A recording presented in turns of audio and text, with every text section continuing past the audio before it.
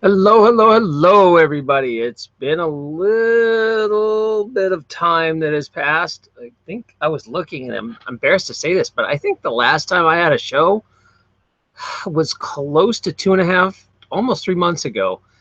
I didn't realize it has been that long.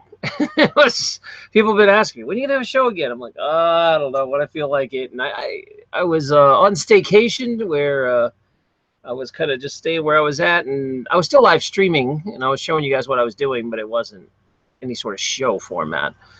So I'm pretty excited to be here. We'll see how this goes. Of course, in typical Lupo style, all my guests are late, and they'll just be rolling in whenever they want. So I will talk, just me and you. We'll have a private little talk for a little while. And oh, I forgot my whole introduction. It's been so long, right? Welcome to the Hippest Trip on YouTube. I know that feeling you're dealing. This show is like the finger that hits your gag reflex of truth. That's right. We're going to talk about some stuff and try to figure it out, this crazy reality that we're in. And hopefully we'll have some fun while we do it. Tonight we're going to be talking about some pretty groovy topics. And basically, there's a couple different topics we're going to talk about. A big one I want to talk about is DNA and frequencies, which we've kind of talked about before. But a really interesting article I read about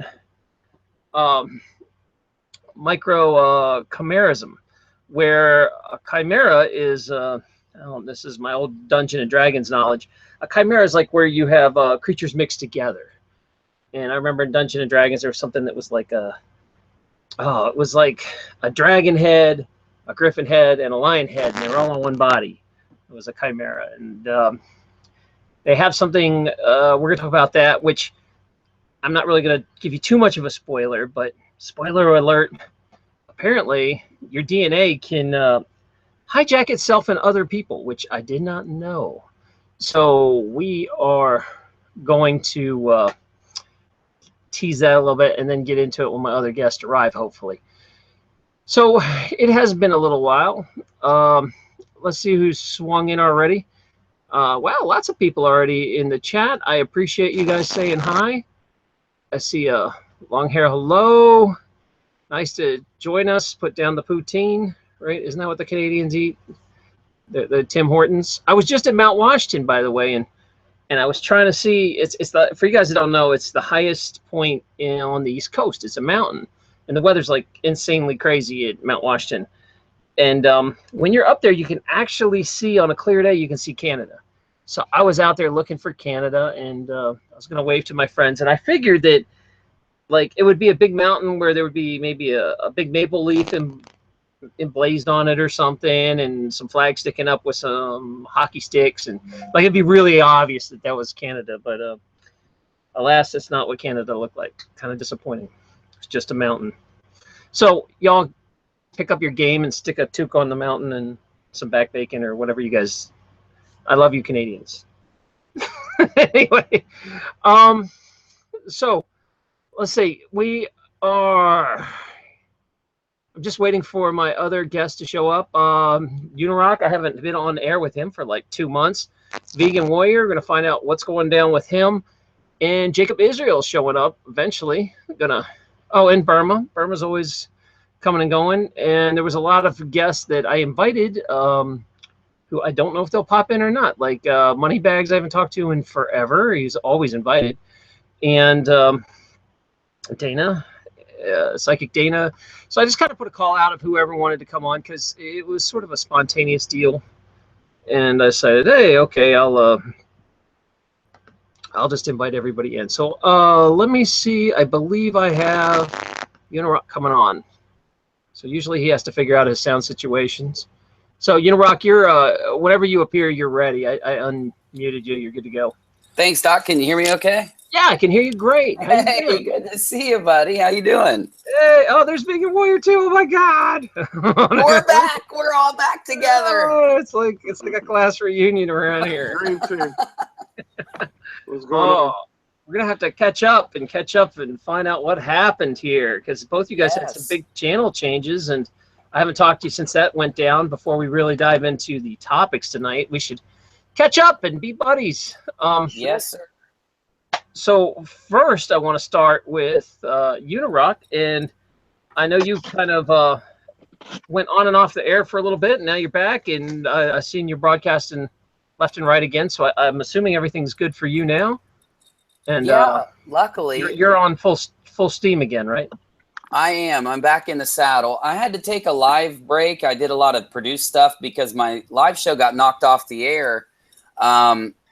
Really weird situation. I mean, the way that YouTube is set up it's a huge problem for people like us that create, you know, so if you make somebody mad and they decide to, you know, you'd have to go through a lot of trouble, but if you file a certain kind of complaint against someone, don't give them all those. I'm not. Don't give them Don't worry. ideas. I'm not giving them any ideas now. But basically, you can really put a cog in somebody's, you know, show. And I called YouTube. I talked to them, to who I could at Google. I mean, I called the corporate office, got transferred up to, you know, people with titles on the end of their names, and I got it worked out. But it was a long process. It was just really defeating at first, but we got through it, and everything's cool. So it's a lot because, you know, back in the day, about even a year ago, it was impossible to get anyone to help you on YouTube. You could not get a live person. And when your channel gets big enough, you start getting invited to creator events. And what that means is they send you like an email and say, hey, you know, you're taking your YouTube serious. Why don't you come and get better? And it's on us. And so Google invites you to YouTube, and you spend a day in a free seminar, basically. It's awesome. So I went down to the one in Boston, and I met people that actually worked at YouTube, and I was like, look, man, I'm tired of getting the runaround. Give me your email. Because when something goes down, I want to be able to talk to a real person. So I had this like exclusive list of people, but I used them so much they won't return my emails anymore. Like after I got I had some problems with my channel too, and I was like, hey, what's going on here? It was crazy. So that was a mess. And now they actually do respond after a few days. I believe YouTube has gotten better about that, but it's for you guys that didn't know. And then Vegan, you also had some stuff going on your channel, and I don't know if it's back up or what happened. And instead of getting the third wheel story, why don't you tell me what happened? The New World Order took me out. For real? Like, what was, people just complained you to death and knocked you out? Nah, they said they didn't like my content and they shut down my channel. It was that simple. They didn't give me a rhyme or reason. It was no copyright violations. There was no nothing. I didn't know they could just do it on, we don't like it. They said it was a violation to the community. That's like, the disclaimer. Offensive to the community? Is that what they were trying to say? They didn't use the word offensive. They said violation. What does that mean? Like, what? You didn't hear what I just said. I know. The New World Order took out my channel. I thought you were making a joke. I didn't know you were being serious. No. The question is, why did they take me out? I did 12 videos back to back exposing the Charlottesville hoax. And they took me out. Oh, and out of those 12 videos, I had 6 that went over 100,000. Oh. So I reached too many. Yeah, got a lot of attention. And now they're circulating all around Facebook and different platforms now. They were mirrored by a bunch of people also. So they're all over the place. Yeah, it's just a high cost to have your channel killed for that. But I am glad that the videos live in cyberspace somewhere. So are you shut down forever, Vegan? I mean, is it done? It's gone. Oh, my God. I thought you could appeal it and all that stuff, or... They sent me a notice the first day. The second day, they took it down. Holy crap. Wow. Wow. A complete censorship. Are you moving to a different platform, or? They censored the Vegan Warrior channel. Yeah, I know you have another one that's like the dog, vegan dog channel. Well, it's the Vegan Dog Society. Society, that's what it is. That's right. Mm-hmm. Yeah, that's my new channel, and I'm doing the same thing. It's not just about dogs, but the point is that I've been an activist and a conspiracy theorist since 1994. So I never expected social media to be fair and impartial and balanced. I see the control system, and I know the control system exists. I'm surprised they let me go this long before they took me out. So it is what it is, and I really don't care. I'm just going to keep pounding it away and come at them from different angles. Well, I care, and I'll always back you up. You can have my platform anytime you need it to rebuild your audience if they yank it out. So you guys that are listening, go subscribe to his new channel, and if you want to tell him how to find it, and anytime that happens, I got your back. Oh, that's cool. That's cool. That's fine. It's just it just lets us know that I was going down the right path, and they didn't want it to be on their platform anymore. Because technically, YouTube doesn't belong to the people; it belongs to the controllers. Yeah. You know, the CIA wants to control YouTube, and that's what they do. And if anything is detrimental to their government interests, they're going to take it out. And they're doing that not just to my channel. A lot of channels are reporting attacks in some form of censorship on their channels. But I was blatant about it. I put a lot of information up. I did basically what I did. I did a detailed analysis of that whole entire event, and I did a video on each piece of analysis that I came up with. It turned out to be 12 videos. And again, they didn't want that on their platform because it doesn't belong to the people. It belongs to Google. Yeah, and that's always going to be a problem. We've talked about this a lot on Ernest Hancock's show, that every time we build something, you don't build it for yourself. You build it for Facebook. You build it for MySpace. You build it for YouTube. And the way these things evolve is they always get overregulated and self-destruct, every one of them. Mm-hmm. And so it's just a matter of time till YouTube explodes too, even though I love this platform. As far as compared to what else is out there, YouTube allows you to do a lot of cool stuff on your, like if you go over to Vimeo or VidMe or something, they're okay. They have a fraction of the audience, but what you can do with your videos is way less. Like you can live edit on these ones and live stream. And so YouTube's still such a powerhouse. Mm-hmm. It sucks that we got to do this dance. I wish we could have a platform that wouldn't have the rug pulled out whenever you spoke about something unpopular. Yeah, I basically got lucky. Too popular. Yeah, sorry, too popular, I should say, with those kind of hits.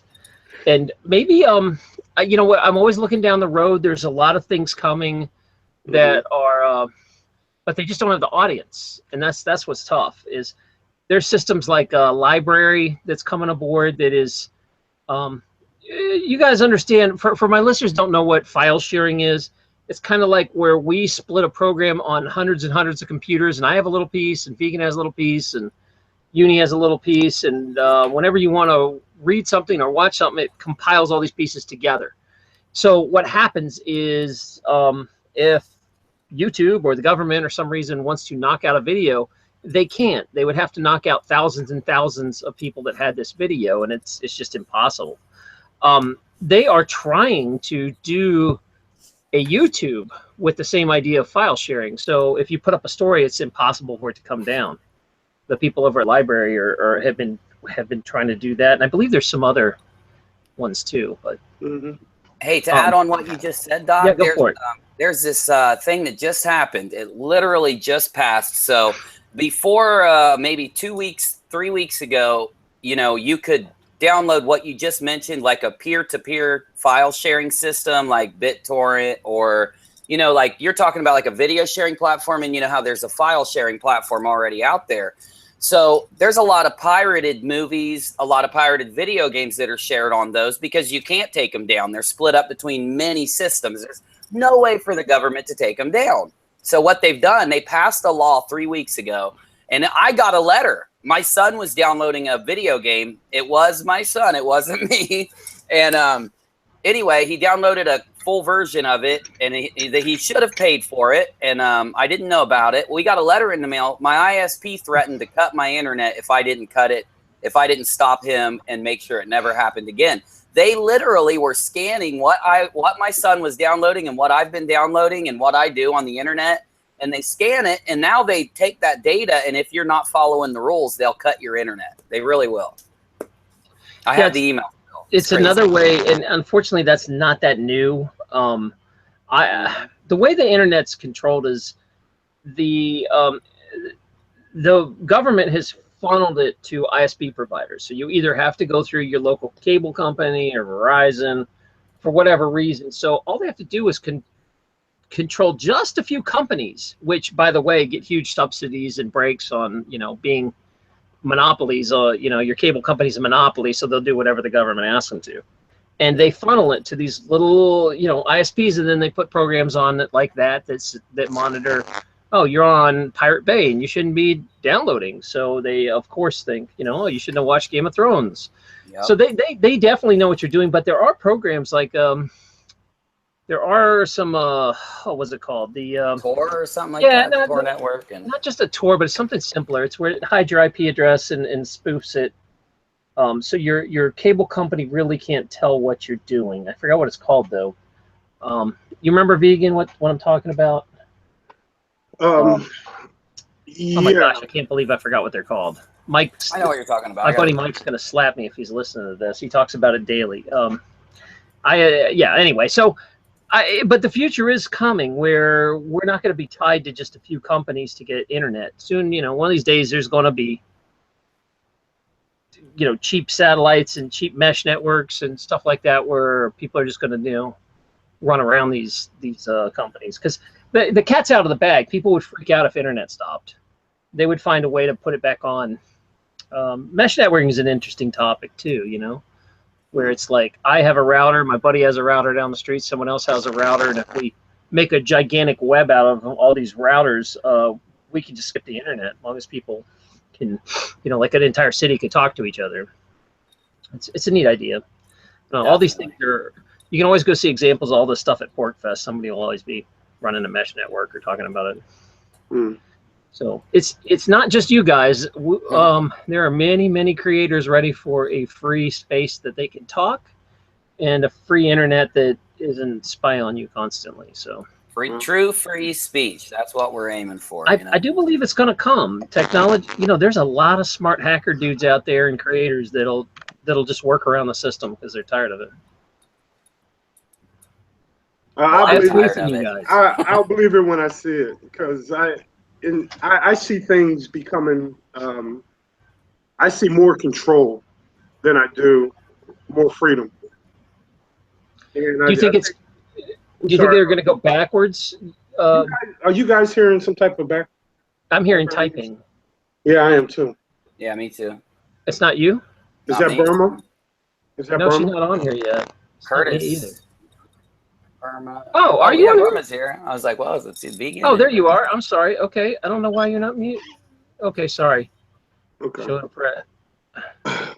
I just see. I mean, it's going down the 1984 George Orwell path. It's not. We're not becoming more free. We're becoming more incarcerated. I mean, I think whatever technology that comes out, it's still going to be controlled or phased out of existence. That's pretty much what they've been doing with everything. Sorry, it looks grim to me. I don't know. Maybe you guys are more optimistic, but I'm not. Can I ask you, like, what content did you show that they were mad about, though? Did they tell you at all or anything? When I tell you guys, I know about strikes, right? I know about strikes and the warnings and all that good stuff. There was no copyright infringement. There was nothing. It literally said there was a violation of the community policy, and that was it. That was it. Wow. Not what violation? If I no explanation or nothing. If I could take the video down, I knew what it was because it was the Charlottesville thing. Because I was pounding it away and I was getting crazy hits off of that series that I dropped. So I knew it was that, and it said you got, it's a violation, whatever. So I didn't even have the opportunity to pull down which video because I dropped so many back to back to back. All those videos went viral within a week. So by the end of that week, when I got that first notice that my account was going to be shut down 24 hours prior, I didn't even have the opportunity to pull down the video that they said was in violation. It was literally my channel was in violation. That's basically what I got from it. So what I did in the last 24 hours, I made a bunch of videos insulting YouTube. I saw that. That was awesome. Because I knew they were going to shut down. I knew they was going to shut down my channel, so I made about 3 videos calling them assholes and all these different. And I just pumped them out. I got 300, 400, 500 hits, on just coming at YouTube. And the next day, my channel was gone. I remember seeing the announcements of those titles. It was something crazy, like F YouTube or whatever. Yeah, man. Right. Like, oh, okay. Because they gave me a 24-hour notice that basically said you're in violation and your channel is scheduled. This is exactly what it said. It's scheduled for termination. Oh, like, man. really? Those are some words right there, right? I'm like, really? Okay, let me make some videos. Yeah, And, I've never heard of that. It's crazy. I know. I haven't either. It sounds to me like, and there's more than a few people right now that are having that same issue. YouTube's giving major problems to certain people for saying certain things. And I'm sorry, I think that's absolutely wrong. That's against we shouldn't need the Second Amendment to say that it's against our constitutional right. It's against the rights of a human being to be quieted about their opinions. Yep. Even if they're calling something out. I'm of two minds of this, Burma, because YouTube is a private company that can tell us all to F off if they want whatever content they want, and they should have the right to do that. I wouldn't want to have a company where a private people company tell me what to do. But I think a private company serving the public.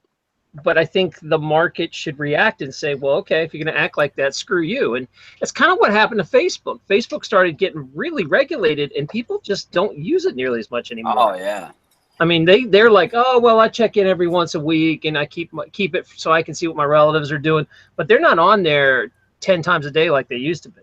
This is all I see of Facebook. Scroll. It's such a time-consuming thing. No, but I mean, there were people like crazy addicted to Facebook a few There years still ago. are. There still are people that are like that.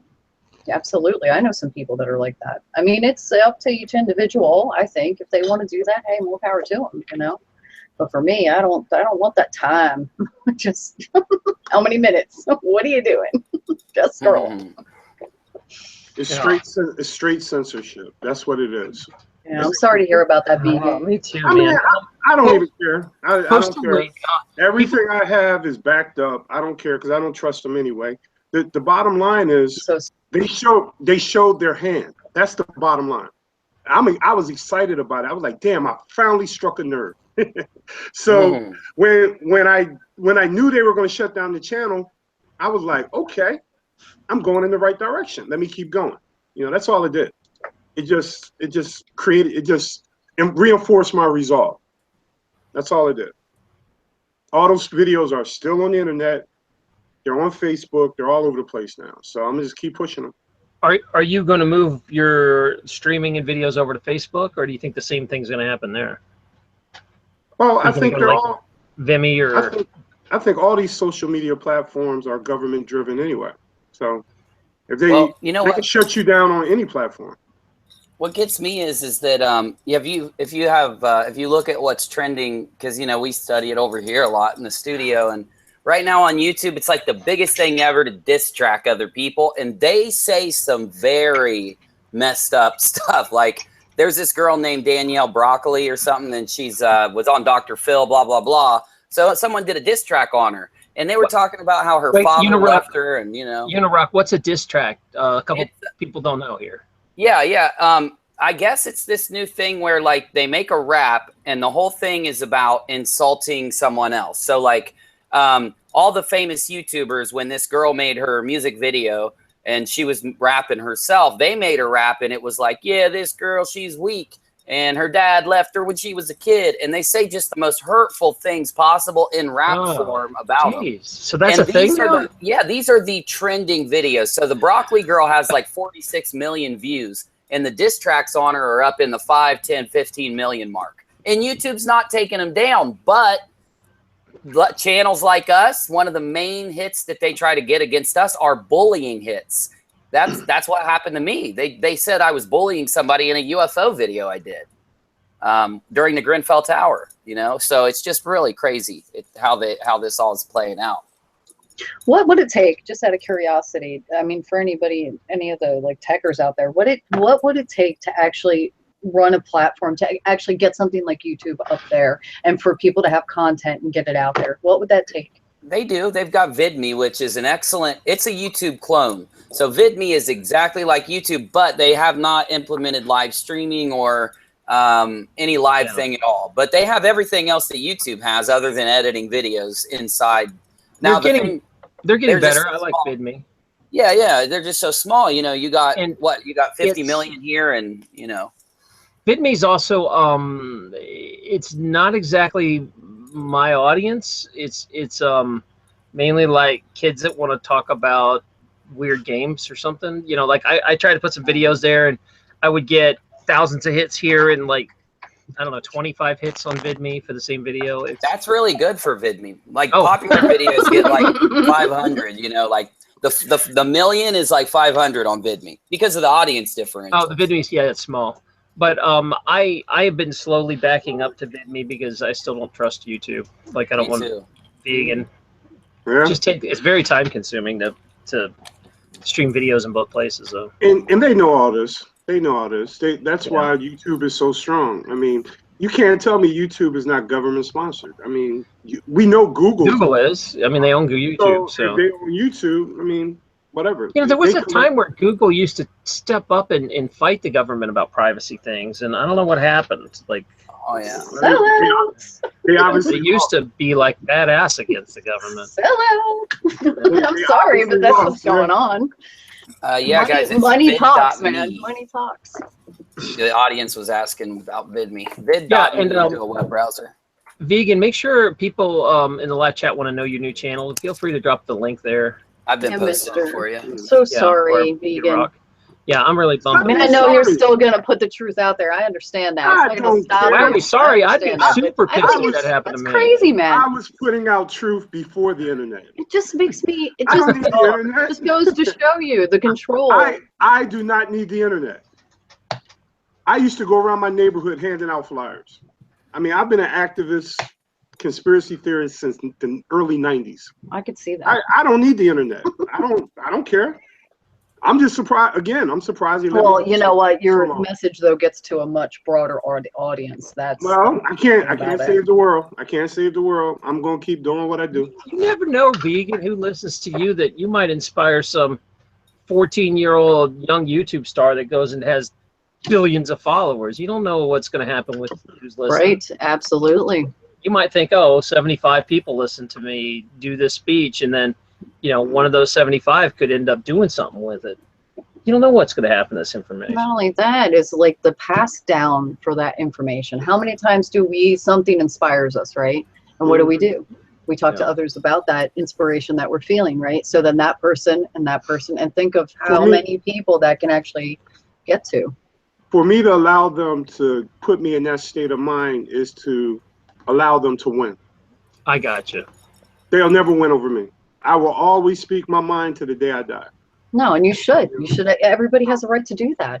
And if they can take down channels, they can do whatever they want. There's new channels will pop up, new uploads will pop up, and I'll just keep fighting them. You know, I kind of had this problem with Facebook a while back, and I had. Did I ever have a problem with MySpace? I think I did. Did you? Problem with MySpace? Like, really? I had you were a pioneer. You got thrown out of MySpace. No, I didn't get what thrown were you doing?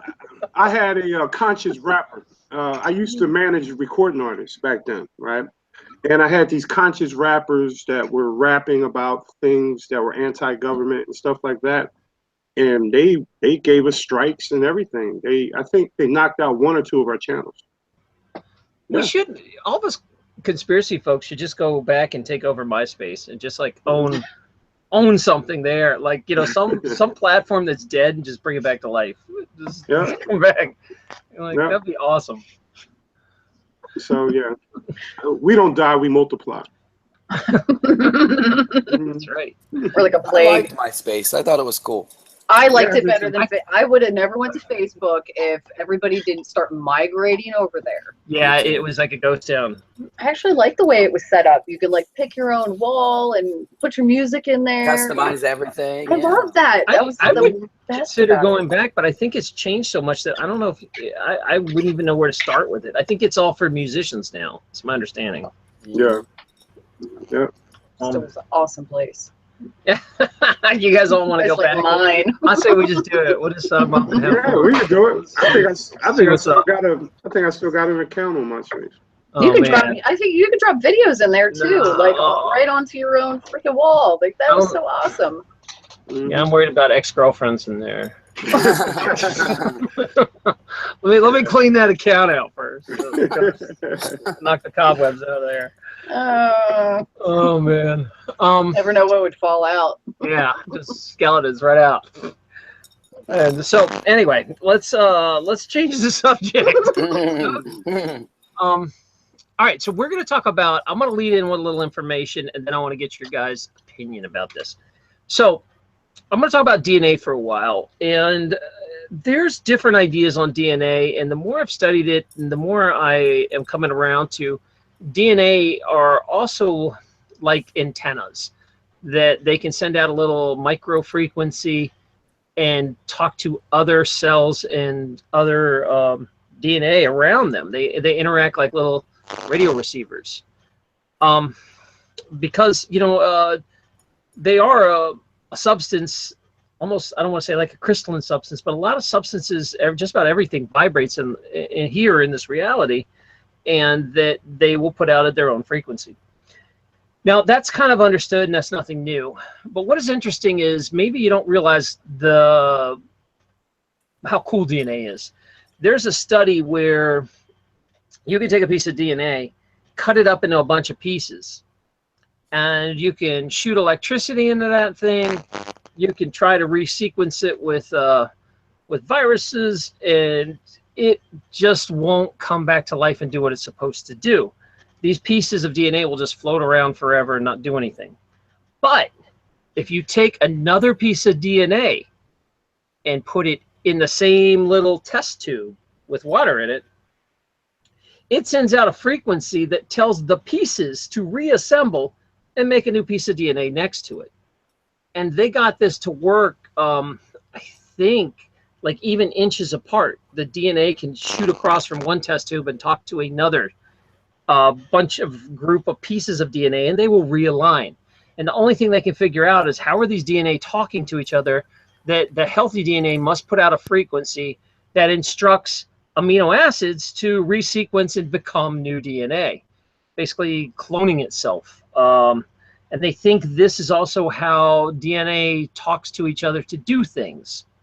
So there's some very, very cool elements to think that DNA actually has a radio frequency that can talk to other DNA in your body, and that they communicate this way. And there's lots of new science around these studies trying to figure this out better. But I'm going to share with you another study which is going to lead into this here. So I'm going to try to screen share. This has been a while, so don't beat me up if I screw the screen share up. Oh, hold on a sec. Okay, this is an article over at P World. Now, this article is talking about that women absorb and retain DNA from every man they've ever had sex with. So what this article, obviously you can go and look at this article yourself, but I'm going to give you a little breakdown for you guys that don't know what this is. They're mainly talking about male microchimerism. And what that means is that chimerism is when you have DNA of other people in your body and in cells that really, they don't really do much, but they're in there. And people be like, why the heck am I carrying around someone else's DNA? Where'd it come from? Many times chimerism is from a mother who has a placenta that allows their baby who's developing to somehow some of the cells get through, and these male cells will set up in their mothers. And so later on, you can test these mothers, and you can see this DNA that's like their kids inside their mother. 20 years later, this DNA is still in there. So that was kind of the most times it's been talked about. But recently, studies are starting to show that these microchimerism is happening also when you have sex, which is kind of freaking people out, because that means that remember, the sperm basically works by swimming around and is trying to find an egg, and then it buries itself into the egg and injects its DNA in. And if that works out perfect, then you got yourself, your stork. You got yourself a baby coming. So stork arrives, and everybody's hopefully happy. I can't say that all the time, but if that sperm does not find an egg, most of the time it dies. Like everybody else assumed that, oh, well, it's in the vagina. The vagina is a very hostile environment for sperm, that it just dies into the wall. But what they're finding out is that the sperm can actually get through the uterus, get into the bloodstream, go up to the spinal cord and brain, and then find a cell and inject its DNA into the brain. So male sperm can travel all the way through the body and inject themselves into the brain. That's freaking me out. And if you have oral sex, that also will go through the palate of the mouth and inject behind the brain and the eyes and all kinds of stuff. Because sperm works kind of like any sort of protozoa, like a toxoplasmosis. It's almost like a creature that comes in there and injects its DNA. So that being said, that if you've had that you're carrying around, most likely you're carrying around DNA fragments of everybody you've ever had sex with. Are you also then transmitting their frequencies? Are their DNA hijacking your brain or your cells, or are they imprinting themselves on you with their DNA? Imprinted.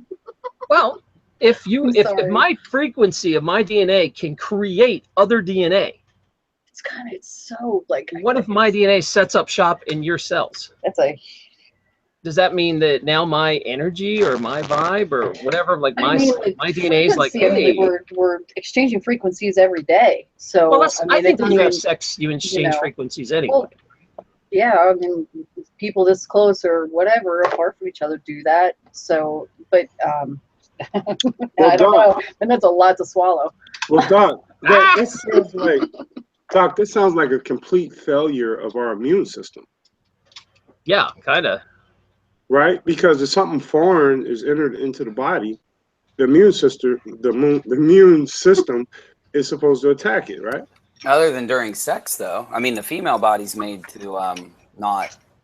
Yeah, but you're shooting billions of sperm cells. One's gonna win out. I mean, the immune system can't handle that, probably. Well, then you also have the woman's menstrual cycle. Yeah. So all these systems are missing this foreign DNA. Maybe, I don't know, because they are just discovering this vegan. They're kind of freaked out because they can't figure out. At first, they were like, "Where's all this DNA? Why is these women carrying all these different DNA?" Right. And they thought it was, maybe something with childbirth, or maybe it was passed down from their parents or their dads, and then they realized it's their old sex partners, and so people are kind of like scratching their head. And I'm saying that DNA can produce frequencies. Does that mean, put two and two together? Are you carrying around a bunch of other people's frequencies? And I think you are. Well, women are. I don't think it works the other way. Men don't I don't think women. That's not fair. I mean, y'all don't shoot sperm into men, do you? Okay, I'm the only woman on the panel, but we already have it bad. Okay. Aunt Flo has to come visit once a month. That's totally awesome. And then we go through menopause, and then we lose our freaking minds, and that's awesome too. And then, you got all the woman things. That's not fair. Like, it's not fair, why but you all can't you control be everything. injected with our DNA and let them swim up into your spinal cord and brain? I'm sorry, going off. Yeah, well, you know, But you know, that, I mean, that like, it's damn glass ceiling, it totally works freaking me everywhere. out. Well, I don't Doc, think I'm the only girl that's freaked out. I see the chat. well, Doc, what is a sexually transmitted disease then? I mean, let's say a woman has chlamydia and a man has sex with her. He gets chlamydia too, right? So isn't that a transference? Yeah, I mean, assuming it's active and everything, yeah. Right. So is that similar to what we're talking about? Yeah, you know, I never thought of it that way, but probably it's like passing a disease back and forth. That, you know, viruses work that way. They cut themselves into DNA, and That might be why inject they work themselves that in. way. Maybe they're mimicking the way our DNA works, those viruses. Well, there's another darker aspect to this too, that and this is maybe up where Unirock's alley, but you know, when they test the human genome, they realize that up to almost 8% is from viruses and stuff that's not human in the DNA. 8%, that's like huge amount of DNA that's in there that are, now I can understand, like, as time has gone by, that you catch a virus that inserts itself into your DNA and then you pass it to a kid and you pass it to a kid. I'm having a hard time believing 8%. I'm thinking like 1 or 2%. You know, there are theories that humans were created and that there was a time where humans were much more in touch with their spirituality and they were made in an image of God, or whatever, however you want to say it, but that we were created, and we could use things like extrasensory perception, or we could cross over to the other side. That there's all these amazing things the human brain could do, but then someone genetically modified us and put all these repressors in to stop all that from happening. Like, hey, they're getting too smart. We need to dumb this down, and we're going to put all this DNA in. And the way they do that now, anytime you want to do gene therapy, is, guess what? You tie your gene you want to a virus, and the virus goes in and cuts the DNA out and lays the new piece down. You know, they attach genes to viruses. So I'm wondering if we got 8% of this DNA that's in us that has been injected simply to keep us from becoming a full potential spiritual being way back in the day. I don't know. But it makes sense. Also, we just had a study come out where it said that they used to think 80% or 90 even of our DNA was junk DNA. That you'd always hear that term, junk DNA. And a lot of people, a lot of scientists, you know, have proven that there is no such thing as junk DNA. All of it has a function. Well, most now. And, you know, that makes a lot of sense what you just said. You know, DNA is like the one clue we have to our, you know, where we came from. Everybody says evolution's a thing. Well, there has to be something that makes the first, you know, piece of DNA or the first grouping of it. So, you know, that lets us, if we could figure this out, maybe we could find out those questions we've all been asking. yeah. So Doc, are you saying that it could be a possible alien type connection thing here? That was a complete sideways note there. I was really talking about how I think we share each other's DNA and frequencies when we have sex. But then I just threw that in because I was remembering about the 8% of you is not really you. It's just viruses. Right. So, yeah, I believe humans were made. I'm more of an Ancient Aliens kind of guy, where I think they were definitely made to do a job here.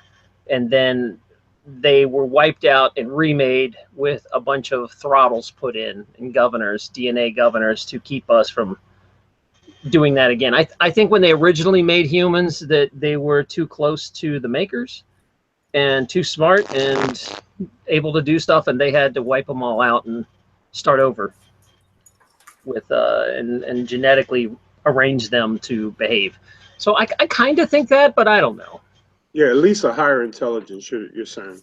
Yeah, something did it. I just can't believe that could happen randomly. I just can't. I Like, feel if the you same look way. at telomeres. Oh, I'm sorry. Go ahead. No, go finish. Go ahead and finish, Doc, because you're leading into what I was going to say. I can tell. Okay, well, if you guys don't know what telomeres are, they've been real popular for the last 20 years talking about anti-aging. And you can think of, okay, if you got DNA all coiled up, think of it kind of like a string. And you know those plastic pieces at the end of strings that keep your hoodie from unraveling, the string on your hoodie? What are they called? Epaulets or something? Mm-hmm. Those little ends. I wish I could find a string. I would show you, but I don't have one. On your shoelace, the plastic thing on your shoelace. Right. That's pretty much what a telomere is. A telomere is a repeating code of DNA that goes at the very ends of the chromosomes, and they keep the chromosome from unraveling. And the way, for some reason, mankind is made where we start losing telomeres every year, and there's definitely things you can do to speed up your aging or slow it down, but eventually you're going to die. Eventually you run out of telomeres and the DNA unravels. Well, and you're supposed to be able to keep repairing your telomeres, which would basically let you live forever. But for some reason, humans have this big old repressor protein right on top of the telomerase enzyme receptor. And how did that happen? You know, why do we have this specific enzyme that lets us age? So I think a lot of that was also put in on purpose. That I think if beings were trying to control you, that they wouldn't want you to live 1,000 years. You would know too much. Your knowledge would be too much. So I think aging is purposely put into humans through genetics, because telomeres don't make any sense that we would have a repressor enzyme receptor. That would suck, though. Oh, go ahead, Vegan. Sorry, man. I was just going to make a comment. That would suck, because if they're controlling our DNA and our life cycle with that much ease, when they establish this, how does the soul play in that? And I know you didn't want to go in that direction. No, I don't mind. That's what pops in my head. It's like they can play with our bodies, but what about the soul? You know, and I always wonder about that whenever I talk about aliens. So it's like I can get the concept of this is a machine that was created. I get all that, but that soul piece is where it gets sketchy for me. You know what I mean?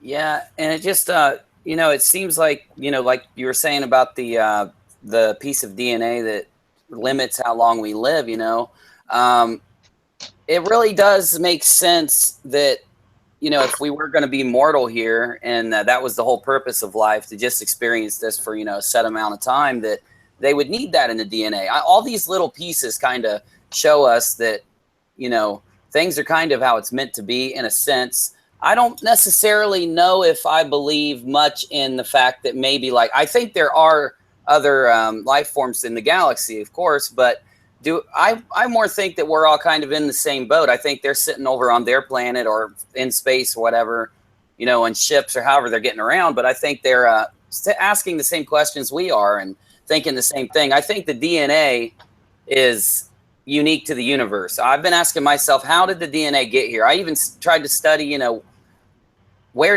is the, you know, the progenitor or the generator, whatever word I can get out of me, but you know, where does it come from? Where's DNA come from? That would be the ultimate answer to the question of life. But I do think personally, maybe that aliens, other species in the universe, they're probably asking these questions too, in my opinion. Just a guess, though. What do you think, Burma? I'll tell you what, if I was an alien, I wouldn't land on this planet. You guys are way, people are just way too, like, let's shoot first, ask questions later. Let's dissect you and see what you are. You know what I mean? Like we do it to our own animals on this planet. Why would an alien land here? Or why he has to be stealthy if he lands? I don't know. I mean, the DNA thing I'm still like munching on that. What Taryn was saying earlier, that just is blowing my flipping mind. Yeah, sorry to drop that bomb on everybody. No, I'm like, like, I never get away from my exes. want to. Terrible. I think I'm going to swing my vote. Unirock just said something that really resonated, and I think I'm going to swing my vote towards you, because you know, I go back and forth that I do think that maybe there was alien engineering way back in the day. There's some pretty weird evidence with chromosomes, but if we are in a simulated reality here to learn a lesson, that this is all not real, any of this is a classroom, it's a video game, that you're right. How would what kind of fun game would be if you live forever? That you would want some sort of mechanism to let you come in as different characters in different life forms. You'd have a lot more interaction. So maybe we purposely did it to ourselves here in this reality so we can experience many lives. It's a pretty interesting idea there, Uni. Yeah, and I think a lot of times, you know, the whole idea of this alien person or group that modifies our DNA, you know, it does seem like, as crazy as a lot of people think it sounds, it does seem like there is some evidence there, you know, but I rack my brain trying to ask myself, you know, like, you got to go back even further. Who made them? And it does seem like, you know, DNA, from all the studies that people put out now, that maybe it's spread throughout the whole universe. They have these studies that DNA could live on an asteroid, and maybe it could have seeded planets in the in that way. I forget what it's called, like spirogenesis or something like that. Or, but you know, everybody says, well, then who made the aliens? Okay, well then who made them? So it's almost like the question becomes, where is DNA come from? I know I've said that 3 times, but that just seems like the ultimate. You know, why are we here? That would be it. And I found the footprint.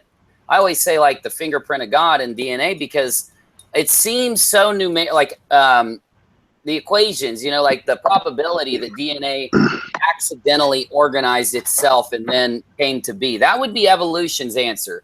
You know, that DNA just kind of appeared here, and because like so many proteins lined themselves up in a certain way that let it start moving and doing whatever it did, you know. It's so improbable, though. It's almost like DNA had to have been planted here. And then that racks your mind, because when an atheist realizes that, I was an atheist before I realized that, and I'm like, you know, wait a minute, I believe in evolution. Wait, now all of a sudden I'm hit with this thought that it would be too complex for this to happen. Like, where does that leave an atheist, you know? And it almost leaves an atheist thinking that they could be wrong, which I did realize that, you know. I might have been jumping to conclusions, but, you know. Well, I think it's a bigger question when we start talking about, let's say, aliens coming up with a specific plan to do what we're speculating. But doesn't DNA apply to all living organisms? Yeah, oh, yeah. Here, but we don't know what else is out there. So not only DNA for human beings, DNA for everything that's alive. So that means they didn't just create us. Actually, if you go by what they say, they created the world and the animals before they created us. So the entire world was created with this DNA, and then our species was created. For the most part. As far as some of the old books, vegan, almost all of them talk about sound being the first thing that happens. So I'm wondering, is there a certain sound or frequency that makes DNA appear and start crystallizing and becoming DNA? And I'm wondering if there's some sort of frequency that breaks into this reality. The first thing is a sound that starts all this in motion. And that's why I feel like when DNAs tell other DNAs to assemble, they're using frequencies or sound. So that would suggest that, let's say there's some type of vibration or sound or frequency that motivates this DNA. That means everything that we see is pretty much an accident. Or it's some other reality that's creating this. That say we want to program this reality, and they use frequencies to create the Earth, create all the DNA, create everything, and that you're punching a hole into this reality and creating it with sound, ohm or frequencies or whatever the hell it is these days. I feel like sound has something very important to do with DNA. I just quite haven't figured out how it works.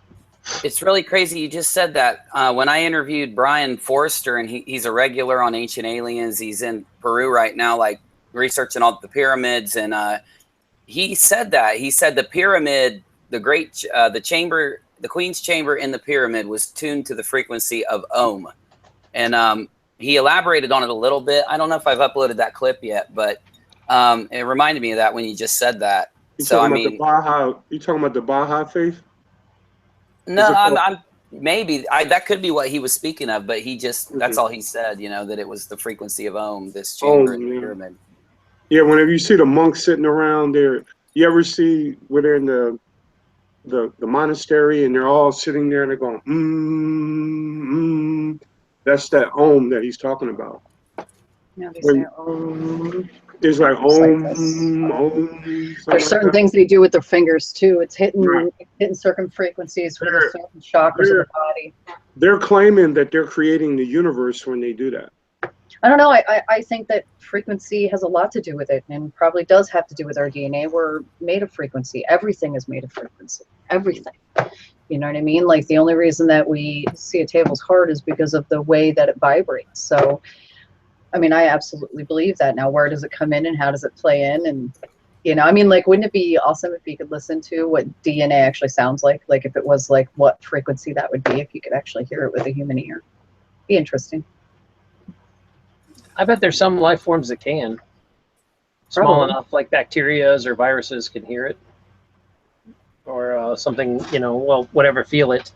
I don't know if you've ever done any sort of sound healing, but I did a bowl class once where they were ringing a bunch of bowls and chanting at the same time, and you could feel the vibration on your insides. It was crazy.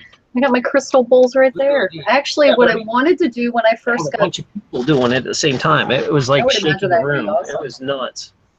I mean, I think any type of intention too, but I wanted to do a room eventually and do these round, whatever the pitch. There's got to be certain pitches, but these metal cylinders that hang from the ceiling and be able to hit them and have certain frequencies or tones when you're doing people, just to see what, you know, where they need the tone at, you know what I mean, to help them vibrationally. Well, one other information that's just kind of come through to me was that I feel like in order for this reality, for this fake matrix computer program to keep what it's supposed to be doing here, it has to run at certain frequencies and lower frequencies like the ohms and that if you get your frequency too high, it actually starts ripping this fake reality apart. And also maybe that's what some people think, you know, moving to another higher world or higher frequency will be, that it'll just shake this place apart. I think you can only see this existence at this spectrum of frequencies. Doc, and then once you go out, you're out of there. I'm sorry, I didn't mean to interrupt you. No, it's all right. It's just an idea I had. Remember, I just spout stuff as I hear it. It doesn't mean it means anything. Yeah. Let's challenge. Let's do a quick exercise. Let's challenge that word fake, right? When we say fake, are we saying without DNA or with DNA? You get my question? I think DNA is only part of this reality existence. I don't think DNA exists on the other side. Okay. So to us on this side, the other side is more of a mental construct than it's pure energy, I think. Okay. All right. To me, I mean, from my personal experiences, it's pure energy, but that's okay. I don't think I do believe that energy DNA is basically energy's physical form here. Okay. That's all. I don't know. If you got any other ideas, man, I'm listening because it was a question. It's a straight question because when I think of DNA, when I think of DNA, I think of the physical world, right? But when we talk about other worlds, are we thinking about other worlds without DNA? And if we are, is that what classifies them as fake versus what we say is real? I don't know. When you mean, like, is there a silicon world where they don't use DNA? Are they real? Is that what you mean? Right. Especially aliens that are machines or something that don't have DNA? Especially, yeah, exactly. Especially when we say we live in a simulation, right? If you live in a simulation, first of all, my first question is, what are we similar to? Um, and is that simulation based on what we know the source of life is, which is DNA? I don't know if that's a tough. I know that's a tough question, but it just hit me. What do you guys think, Burma, Uni? Do you guys have any thoughts on this? Because it was kind of deep. I wasn't sure where he was going. Yeah, Yeah. I mean, I've got some stuff in my head bouncing. I don't know if I'll be on his exact topic with it, but yeah, the source of life being DNA does seem accurate. I was staring at my cat, and I know we always bring up cats here, but I was staring at my cat the other day, and she was staring at me, and I was looking at her, and she was looking at me, and I was like looking in her eyes real deep, and I was like getting all hypnotized, like cat hypnotized, and I was thinking like, man, it's like my cat is like such a pretty, like smart, like, intelligent creature. She bleeds. She's got blood in her the same color as mine. She breathes, she's not really much different than me. And I was thinking about like the frequencies, people saying that DNA and molecules are not necessarily little dots, but they're frequencies that vibrate. And, thinking about all this stuff, and it just seems like no matter where DNA goes, it explodes, it propagates, and it forms out, and it serves a function. And it does seem like life is coded as a numerical sequence, as numbers. It seems like life is coded in this thing. But I got this weird thought. Okay, and I'm not trying to go into any weird place here. But you know how CERN, I'm going to bring up CERN, them. You know how CERN talks about every particle collider. I'll say that. I'll be more PC. Every particle collider talks about the particles hitting each other and splitting into these pieces. And the other day I was thinking to myself, it just seems weird. They don't talk. They always represent these little pieces and these little things that are hitting as little circles. But how in the world, if these cells or if these molecules really are these little vibrations, how are they hitting each other and exploding like this into these parts? And I started to think like it just doesn't really hold. It doesn't make as much sense as I thought in the beginning. Because, I've been studying physics and asking myself, so many people are claiming that CERN is this and that and this. And I'm like, well, that fundamental piece of it just seems off. And then there's the test. There was a test done where when one person observed electrons passing in as light through a slit in a piece of paper, the electrons were particles. They saw them as particles, but when a person looked at them, they were particles. They recorded it when no one was watching, when there was no observer, and they were a frequency. And it seemed like it changed right in front of the person's eyes. So, I mean, all these questions and all these differences, doesn't that paint say, this picture. It really does. Doesn't that say that when a person's there, that it can change the outcome of the experiment that's in front of the watcher? Right? Exactly. Right. That when I read that blew my mind away. Yeah, double slit experiment. So that goes. Experiment. That goes back to what Doc was talking about, the frequency. Maybe the frequency that's emitting from the human being when he looks at the experiment changes the whole thing. And then that leads into the whole, if a tree falls in the woods thing, if there is no observer, not if a person's there. So many people say, what about the birds? What about this? It's not that. It's that if there is a conscious observer, you could have a bug be a conscious observer. Does it make a sound? And that's that whole question. And then when you do these scientific tests and you see that there seems to be a difference when there is an observer there, you really start to look at reality a tiny bit differently. And you say to yourself, does reality and the observer, are they tied together? And so then actually it makes a lot of things possible, like, the big ME, and all these other topics. Because if we are saying to ourselves that reality is a function of the observer and also the observer a function of reality, I mean, anything's possible at that point. It becomes this more of a projection of each other, and more like cyclical projection than a physical thing, I'd like to take a different approach on that question. Although I respect that, I think if this is a classroom and this place is a fake reality, maybe there's safeguards in here so we don't find out it's a fake reality, because otherwise you don't really learn the lessons you're supposed to. Maybe they put in safeguards. So like the observation test, we're screwing around looking at the coding of our matrix here that we really shouldn't be messing with, because it'll ruin the experiment. That, you know, if we look at it one way, our version on the other side, like, stops us from seeing too much, or stops us from going into space, or stops us from, you know, taking away from the experience in the classroom we're supposed to have here. Maybe that's what that stuff is. It's like coding safeguards. I don't know. And you think just like me, Doc. I'm telling you, man, because look, it does almost seem like life is set up for us to learn lessons, to experience it, to fine tune our soul. So what if, now here's the craziest thing. What if the they that we keep mentioning, what if it's us? What if it's meant when you breach into this reality, you immediately have amnesia. You don't remember where you came from. What if we set these rules? What if we needed to learn something? Or what if, as an immortal, if we are immortal souls, which there's a lot of evidence, scientific even, that shows that we probably are, you know, continuing this journey as we go. You know, if that's true, what if we set in our mortal life and said, you know what, the only way to ground you is you lose your sense of humanity and your sense of person and love and you become robotic probably if you live forever, or you just become like a type of guy who could stare at a wall for a million years, like nothing excites me anymore. So really you'd have to reset yourself. You know, maybe life is this. Maybe that's why like so many religions look at the reincarnation idea.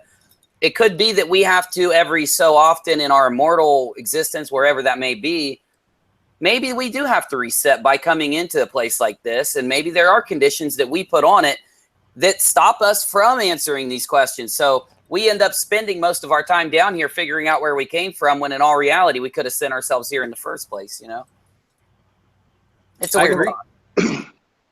I think we probably do a lot of this to ourselves on the other side that we're not supposed to remember, and then we spend our whole time here trying to break our own rules. There you go. Yeah, the other side of that, which popped in my mind on this topic is, if that's the case, we are. I'm trying to explain in my head all the imperfections and all the mistakes we make in this one life, right? So if we are coming from another place, losing our memory and living a life, it's like we're starting over.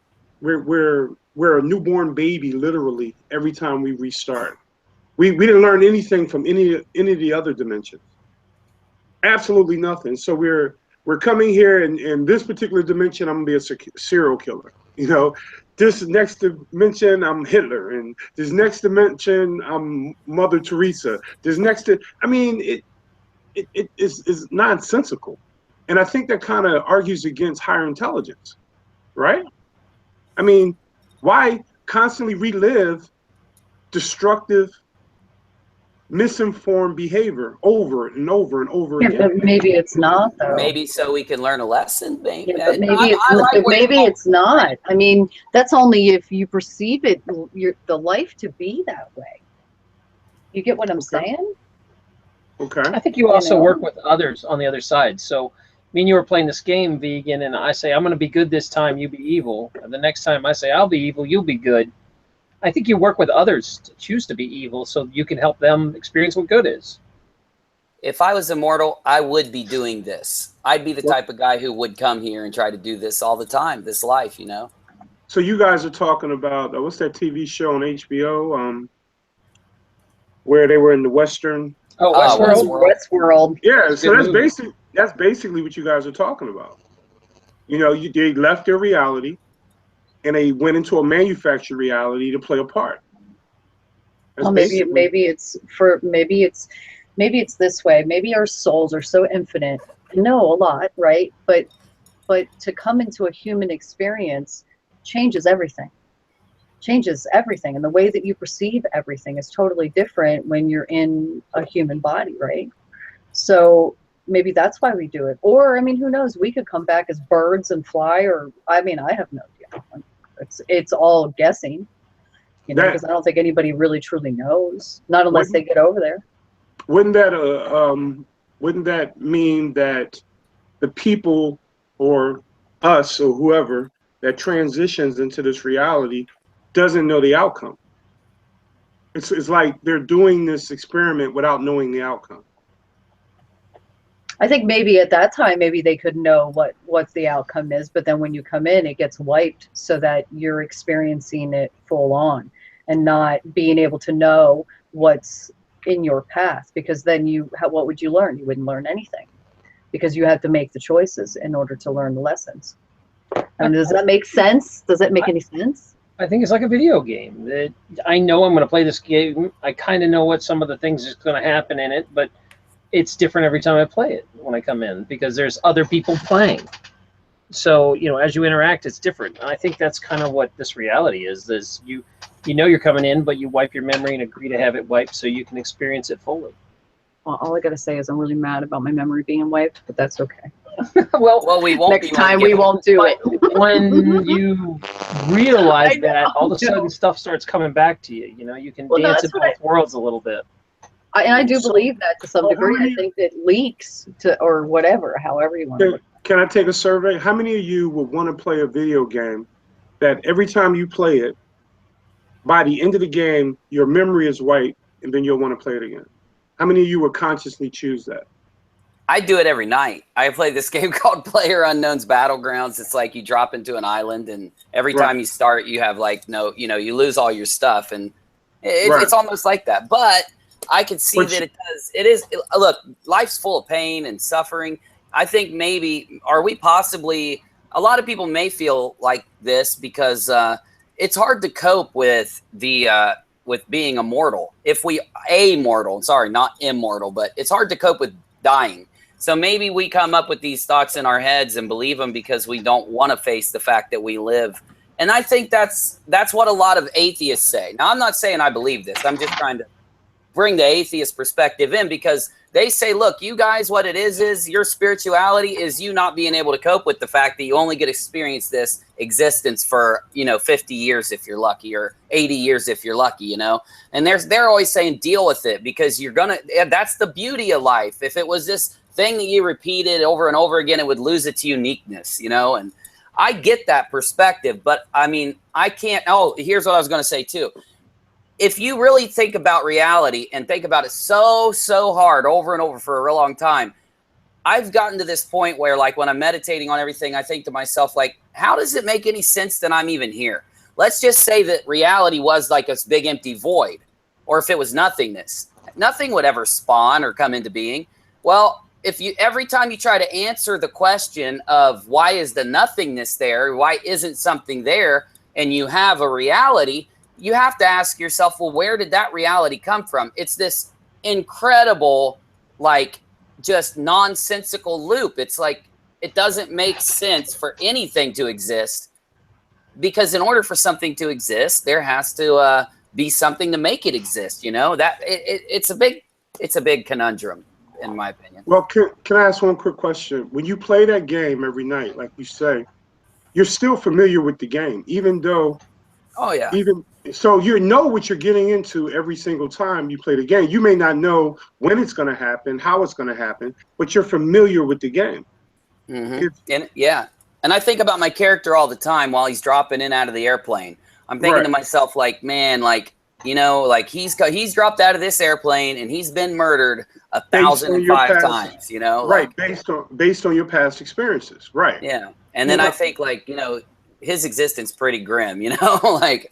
Right. James in the chat room was just saying something that it was kind of intriguing. He says he'd take a step further. He says, I think a shift happens when you die before you learn what you're supposed to learn, in that life.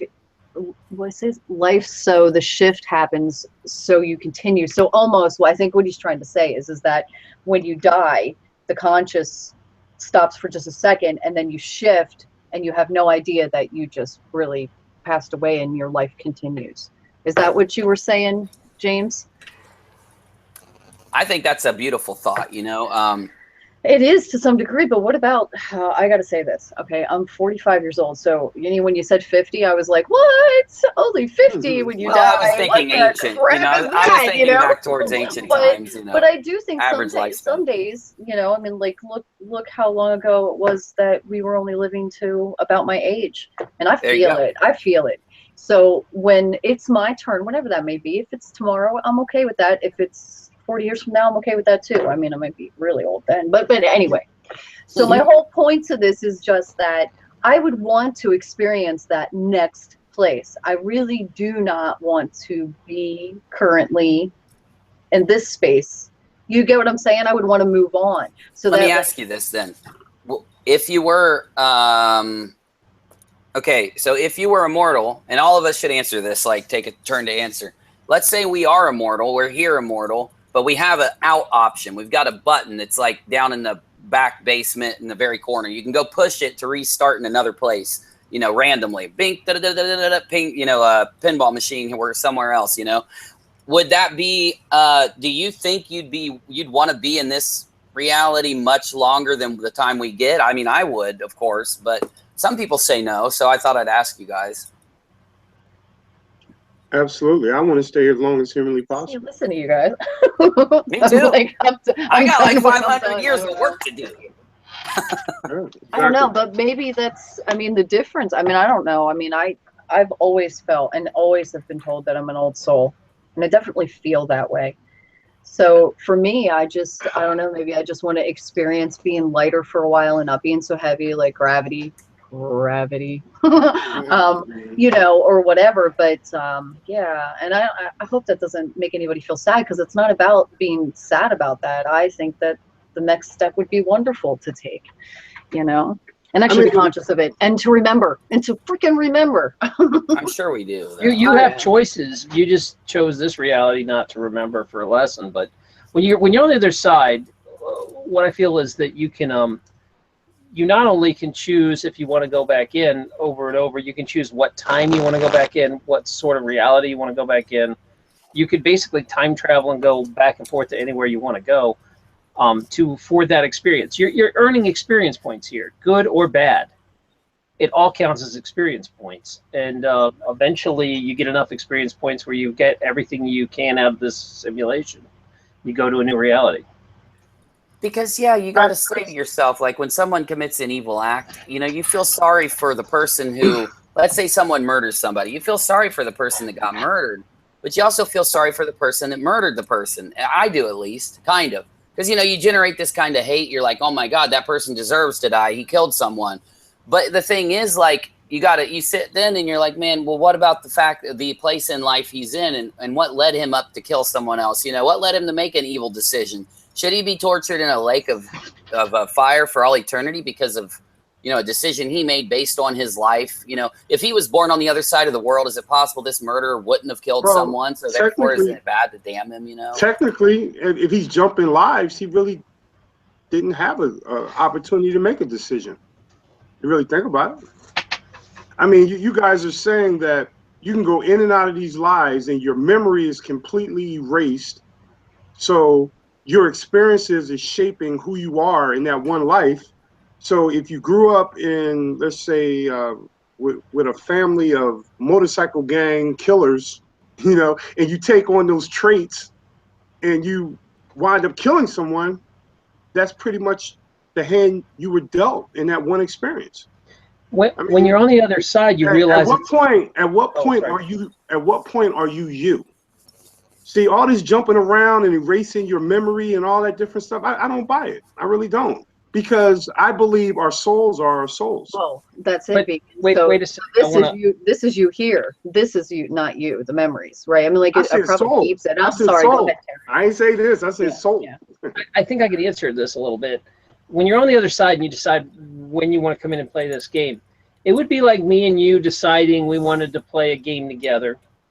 And say we're playing, I don't know, Star Wars MMO, and I decide to come in as a bad Jedi and I murder everybody and kill everybody, and you decide to be a good Jedi, or we both come in as bad Jedis. When the game's over, I don't go, wow, that really changed me. I'm a bad person now. No, I was just playing a game. Like I'm laughing about, some of the horrible atrocities we did in this video game. It's the same, I think, on the other side. When you get done, you just kind of laugh at this life and be like, oh, that was a pretty funny one. What was I bitching about? And like me, and we talk to some of these people, and you listen to them in the thread, they're like, man, if I'm done, this is my last life, I'm tired of being here. But when they get to the other side, they're going to laugh about their life. And even if there was terrible, bad things, they're still going to laugh about it and decide to come back in, or like, wow, that was a interesting experience. And all the horrible emotions seem to disappear on that side. See, for me, it's not for me, it's not because my life's been bad why I don't want to come back. It's because of, for me, it's because of what I see in the world.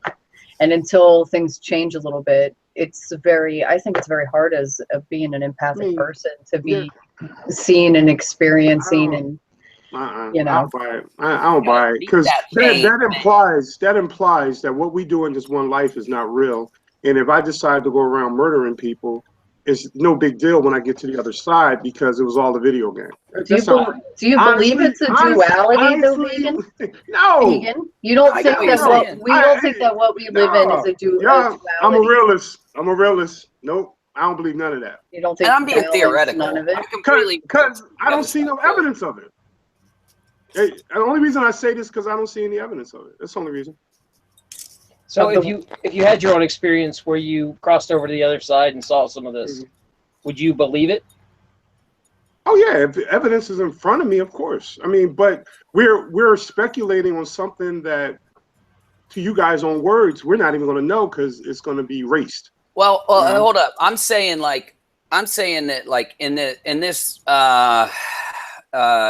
assumption that we're making, like I'm saying that it's only erased is more of a like, just while you're here type thing. But I get what you're saying, and I know that this would be real, and I know that life is real. But the thing is, I'm coming up with this opinion only based on the fact of what I said earlier.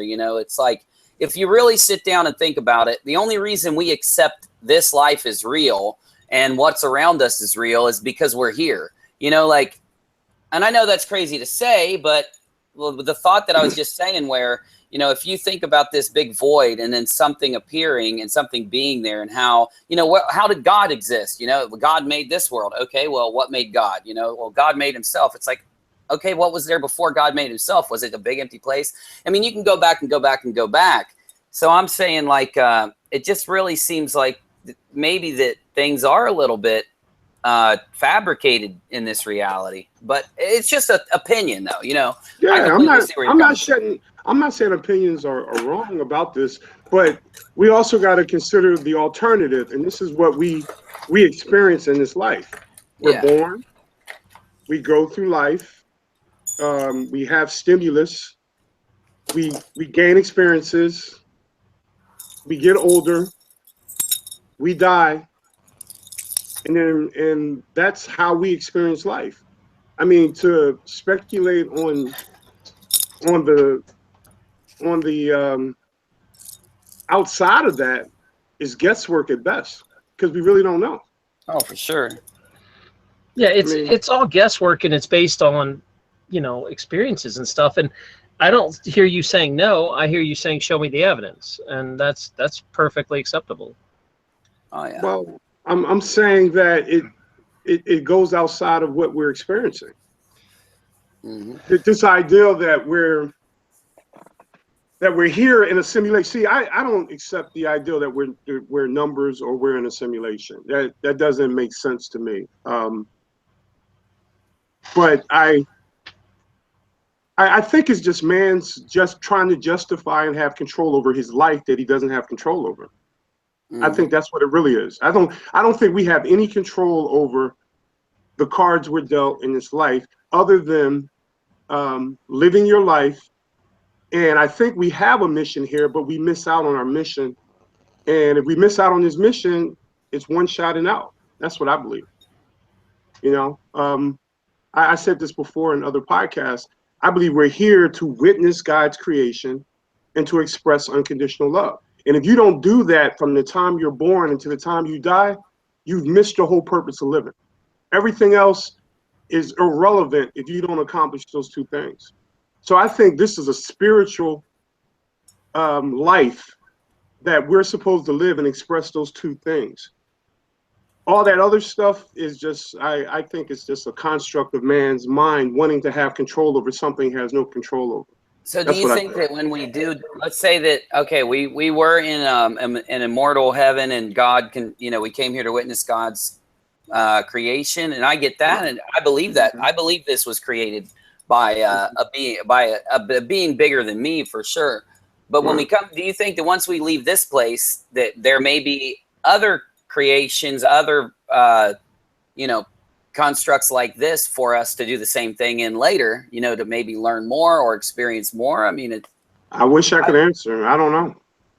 I think it's highly possible, personally. I mean, maybe that's I don't see God just having this one spot for us to come learn things. So speaking, do you ever just like sit and ponder though? I mean, wonder all the time. Like, so do you? I mean, do you have any like what you think it might be? Like, I mean, I know that you don't have any proof. None of us have any proof. I mean, that's it. We won't know until we get there. Well, as far as I'm concerned, if I lay in the dirt and that's it. What feels right to me is witnessing God's creation, being connected to nature, and expressing unconditional love. That those are your purposes. And then when people don't do that, in my opinion, they tend to veer off and create other constructs of their existence. That's what I think. Yeah. And I'm not saying I'm right. It just feels natural to me to say those things. That seems like your truth, yeah. So what else have we learned from DNA that could, take it further? We're back to DNA. We need a scientist. We do. Those are the more interesting things I have about DNA tonight. I haven't really, besides other theories that, there's DNA in space and planets and spermatogenesis where, it came here and set up shop, that sort of stuff. But nothing really new that's, besides what I was talking about, that I think you can imprint frequencies on each other and you can affect each other's DNA. And I think if you put out the right vibration, it'll actually change the coding of DNA. You could change my coding. Yeah, I think coding. What?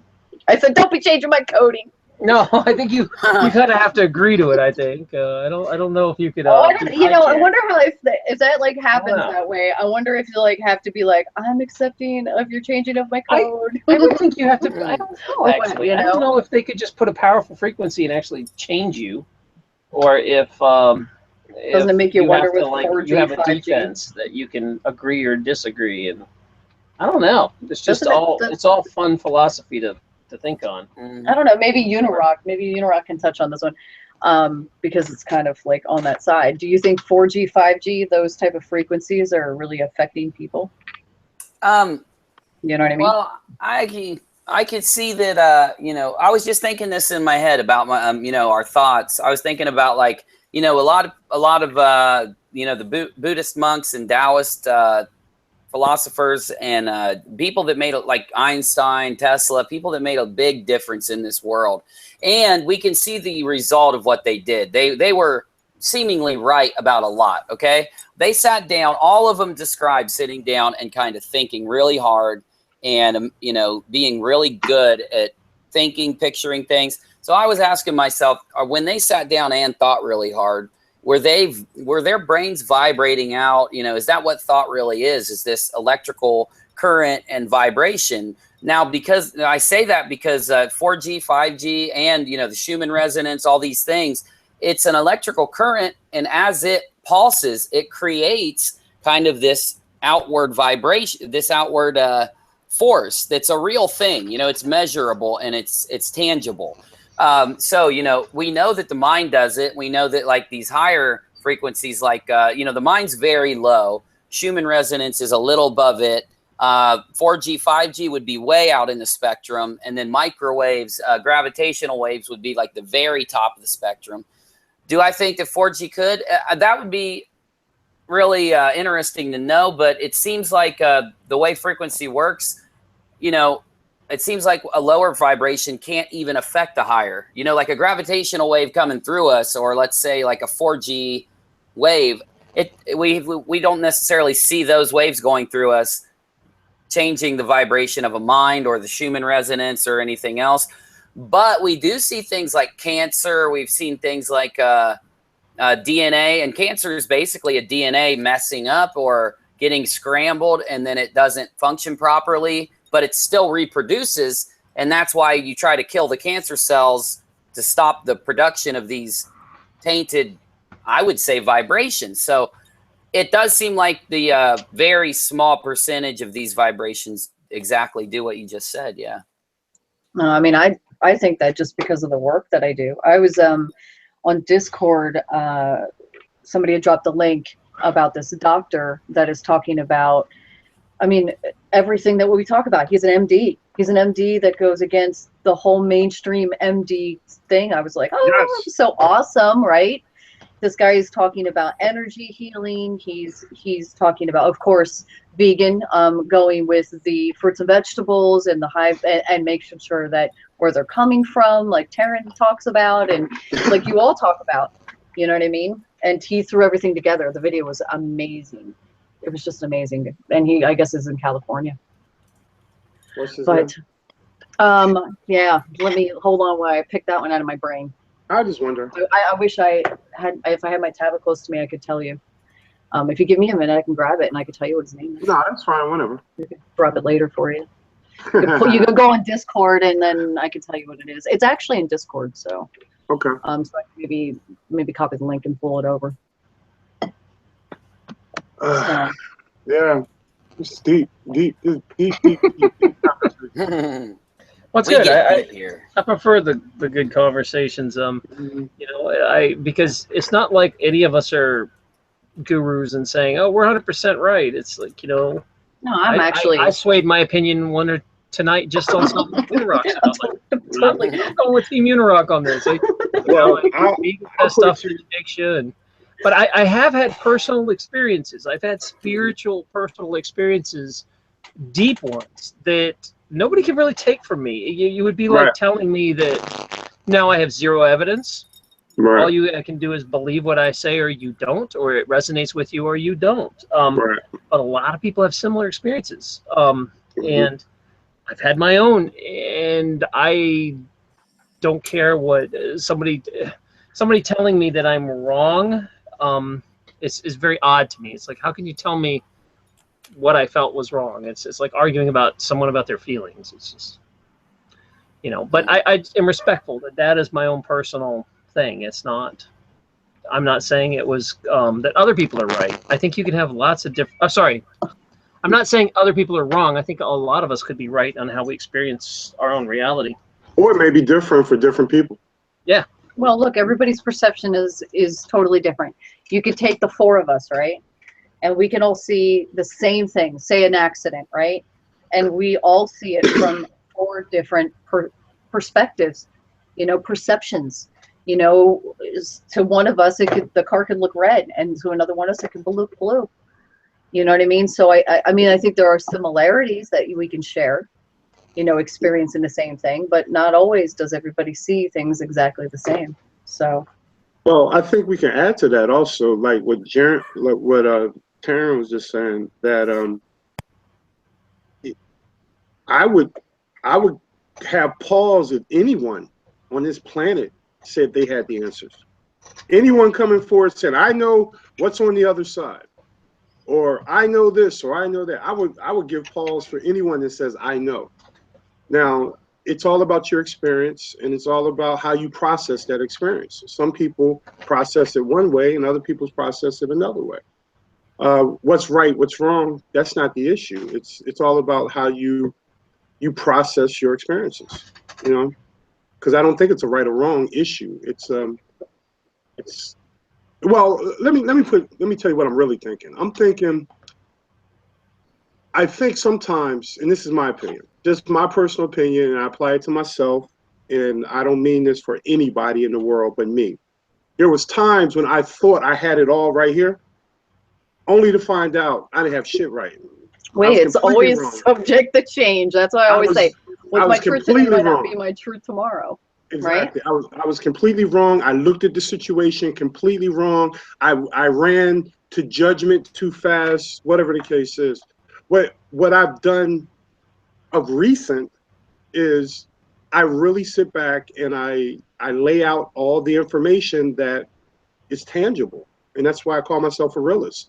If it's tangible, that means it exists outside of me. And I can put my hands on it and I can move it around and I can see, okay, how does this information that's tangible apply to me? And then I use that as a basis, and then I can postulate from there. But if I don't have anything, no foundation with tangibility on it, and I've been there in the past. You know, I was an atheist for 10 years. I had no foundation for atheism, and I was an atheist. Once I created a foundation for myself, I was able to build from there. That's the point I wanted to make. Oh, hey, thank you. And someone is actually with us. We were waiting for Jacob. I'm turning you on. Hey, Jacob. Give me 1 sec. You're locked here. Let me bring you in. All right, Jacob, you just have to unmute yourself and you should be there. Hey, does it work? Does my Yeah, microphone work? Hey, Jacob. Hey, what's up? I'm glad Burma noticed. We were just talking about, I don't know how much of the show you caught, but we were talking about DNA and how you imprint on each other. And the study that I caught some of it earlier. Yeah, it was it's good stuff. We had discussions about if this is simulation or not, and that's one of my favorite topics. Yeah, we never solve that topic. It goes on and on, and it seems like it comes back all the time. And then I was waiting to talk about September 23rd with you, because September 23rd passed, and for some of the viewers that don't know what that is, there was a prophecy about September 23rd, and a lot of people interpreted it different ways. Jacob had a couple videos about it recently, so if you keep up with Jacob's channel, you might have seen those. And then now a lot of people are kind of upset that nothing happened, or they're changing the date, or they're not sure what it was. So Jacob, why don't you throw your 2 cents on that? Yeah, there were a lot of there were definitely a lot of people out there that were getting a lot of people scared, and fear is never a good thing. You know, just the video that I just posted was about how fear can just mess you up, you know. And yeah, I always saw it as kind of a jump off point for people. There's got to be a reason why so many people's attention was on this event, and so many people are like, you know, what does it all mean? And I mean, if you just look at the symbolism of the event, I mean, something was born. That's the Revelation 12 sign, is that a maid, a woman, not a virgin. Some people said it was a virgin, but it took place in Virgo, that, you know, that she was travailing in birth. And if you know anything about Scripture and Revelation, it's symbolic of not just one child, but basically the child that is in all, you know, if you will, that Christ in you. And so I was kind of excited, because I thought to myself, my goodness, I know that things are changing right now. I know that people are starting to wake up, and they're starting to seek more and desire more and want more. So I said, wouldn't it be a wonderful thing if all of this was happening so that people would just say, is there more, you know? And a lot of people kind of give me a hard time about, you know, not telling people what they should believe, or some people say that I don't say it enough, and some people say it too much, and it's like you can't really please anybody. So, you know, my point, my point, and that's okay, because, you know, I get that. I think that it's, you know, you'd be surprised at how many people have, you know, written me and said, man, I used to condemn you, and little by little I was on the down low. I was like Nicodemus. I was visiting you on the down low when no one knew, and now, my goodness, my whole life has changed, and I just want to apologize. Meanwhile, I don't remember their angry comments from like a couple of months ago or a year ago. It's, you know, and when people, if they react in a terrible way, and everybody's going to you put yourself out there, you're going to have some people that are going to come against you. And if that happens, it's always an opportunity for you to because it's not you that's the problem. It's they just don't know, and it's Father, forgive them. They know not what they do. They don't know what they're doing. So how can I hold them accountable for being, mean? I do get a little upset when I have the people that they'll comment and say, it's September 24th. What happened? And I said, well, obviously you haven't watched one of my shows, because I never said, actually everything that I said that I thought was going to happen had nothing to do with the sign. But you look at the way the world is going. We were talking about this earlier, Taryn, and it's like you don't have to be a prophet to see if things are getting worse and things are getting more divided. Then it's going to have to get really, really bad until everybody says, you know what, no more. And that's the direction that I've seen the world going in for a while. A couple of years ago, I started talking about how all this stuff was going to start to happen. Not that I'm a prophet, but just because I'm a writer, and I see things changing. And so when they change, I'm not really surprised about it. But where everybody was looking at doom and gloom, and everybody was thinking about, it's going to be the end, and it's going to be these terrible things. I can't say that things weren't going to get easier, because I really do believe things have to get harder. I think people have to get so frustrated and almost panicky, to the point where they're going to finally say, well, maybe I need to just cover all the bases. And I think that once someone opens that door to the possibility that there's more, then that's when that child can be born.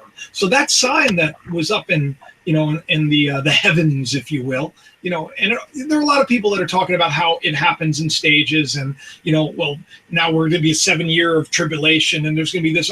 I'm not getting into any of that, but I will tell you flat out that in my own personal life, and every single one of you that's here right now, I don't have to tell you, you feel like things have been different. Things are shifting. You feel like there's an energy, a certain energy, or like a desire within you to know more and to reach more people. And you feel like, now's the time. And that's the sign, because that light is going on in a lot of people right now. That light's already there. A lot of people say, oh, no, that's not the, if you know the scriptures, it's the light of all men. It's there. The problem is it gets snuffed out. If you put a candle over you put something over a candle, the light, you're not going to see the light, but you take it away. And that's what the apocalypse is. That's what a revelation is. That's what the word come means. It means to be revealed again. So that light, I think there's going to be a new life that's kind of coming into the hearts of people everywhere, a new desire, a new hunger. Now, also, I was saying to Taryn earlier that whereas I think that there are a lot of people that are going to become more joyful, and they're going to become, more at peace and more grounded, I think that in the world, too, we're also going to see other people that perhaps will get a little bit worse, perhaps emotionally won't be able to handle, what's going on. Perhaps brainwashed by politics, or brainwashed by the media, or brainwashed by religion, or whatever. They're going to believe that, they have to kind of tear down this new life that people are kind of seeking. They're going to find a way to do it, which is why you're going to get people like trolls, right? They're there to, but in the grand scheme of things, they're people too, and all they need is a light. You see, a lot of people think that you got to put people in their place and put them down, but it's love that draws a multitude to change. Love, man. Yep. Someone comes against me, and I have it a lot. I have it a lot where people will come against me, and they don't know how to react when you don't respond, like you're a real jerk nose. You kind of come back and you say, look, you didn't rush the video. If you did, maybe you'd be thanking me instead of cursing me out. A wise person knows it's better to build up than to tear down. So I think a lot of people that are thinking that this sign meant nothing, I think it's foolish, because it meant something to a lot of people. So that's a fact that it meant something, first of all. Secondly, if you want to talk about the whole sign that happened that brought the Magi to the manger, it wasn't like it took about 30 years for people to figure out that something was going down, and that something was. And you know what? A lot of people thought that the guy was crazy for visiting this kid. What are you going? Nothing good comes from that place. That's what they said. Was he? And then later in life, he's the son of a carpenter. So my point is that and Jesus' story, just so you know, is our story too. A lot of people forget that he was teaching everybody that it's like, if you want to know how to get there, well, I'm the way. You know, you got to look at what I'm doing. You gotta seek what I'm seeking. You gotta live the way I'm living. You have to find what I've found, and you have to be one with me as I'm one with you. And that's the message that has been hidden from people. The fear has been thrown on people. It's like, you believe in this or you're going to burn endlessly. All of this nonsense that's thrown our way. And then they have this sign. And all of a sudden, well, what do they think is going to come out of it? I'm sure I'm not in the minority. Well, maybe I'm in the minority, but I'm sure I'm not the only one that saw a beautiful thing coming out of it. And that beautiful thing has come out of it. And I know that it is in your life, and I know that it is in a lot of people's lives. But I also know that, like anything else, you're going to start probably seeing some kooky stuff. You're going to probably see some people saying that they're Jesus and worship me. I'm the one. Because that, if you want to talk about technically speaking, from what happens next in the timeline of, say, the scriptures, that would sort of be next. That's like kind of the next thing that follows. I used to think that the scriptures were all mainly spiritual and allegorical, but somewhere along the line, I got a little slap on the head, and I was told, "Why are you limiting? And why can't it also be, natural? And why wouldn't it be natural and carnal for carnal and natural people, for people that don't understand the spirit? So why wouldn't there be a literal sign in the heavens?" And sure, scoffers will come. They say that when these signs come, scoffers will come. The sign is always a representation of change.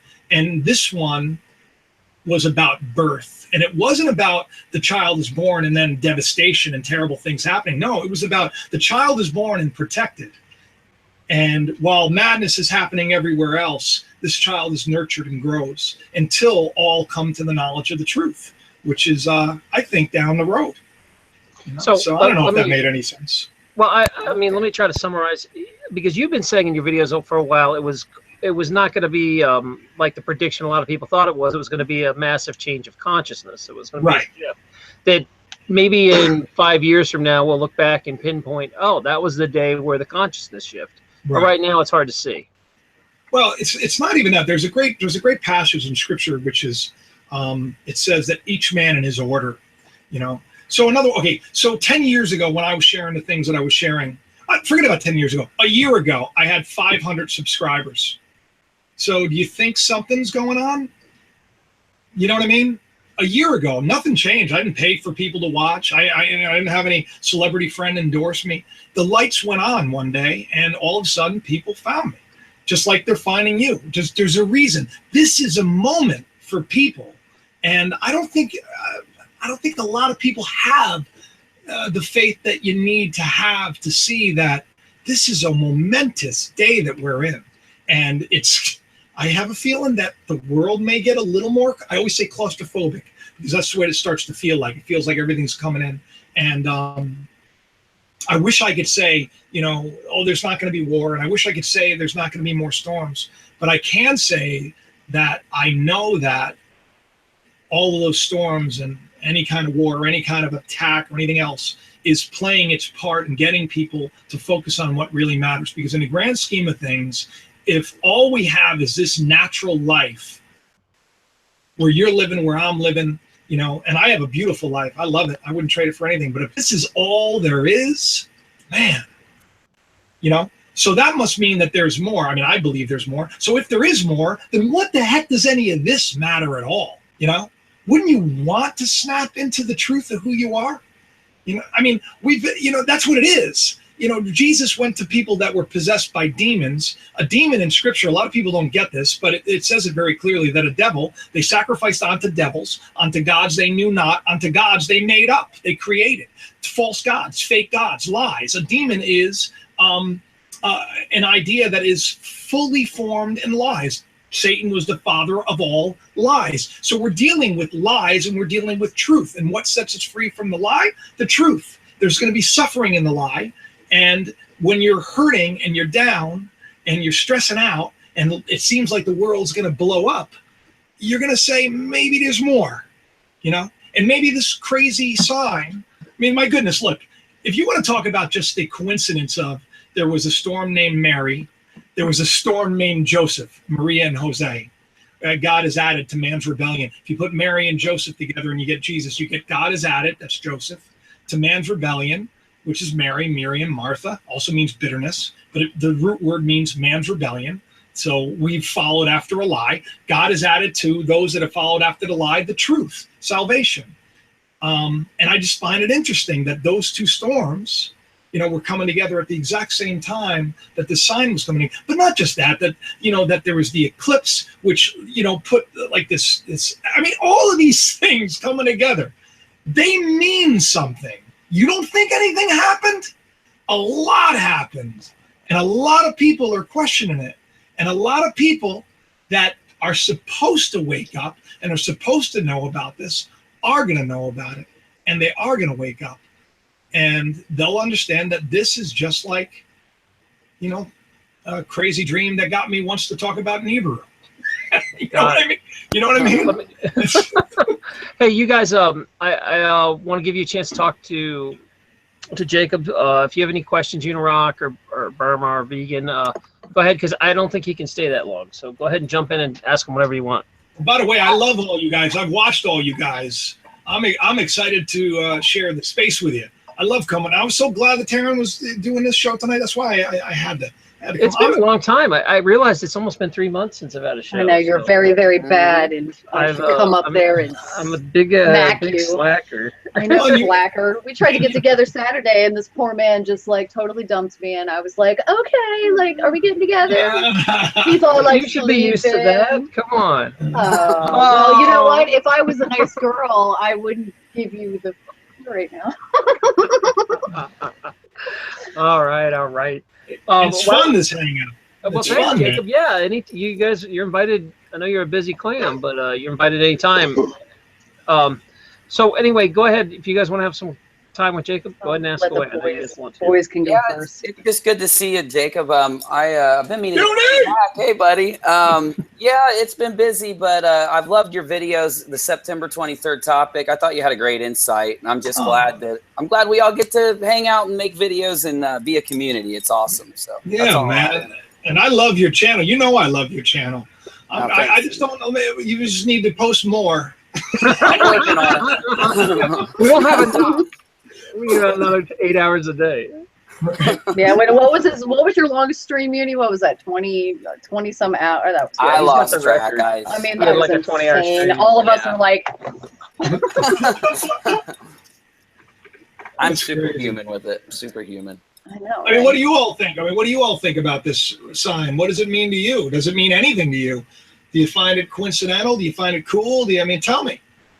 Yeah, I thought that a lot of the prediction was really good, especially for the eclipse. The biblical verse speaking of the woman with the crown and how it could represent the certain political figures across the world.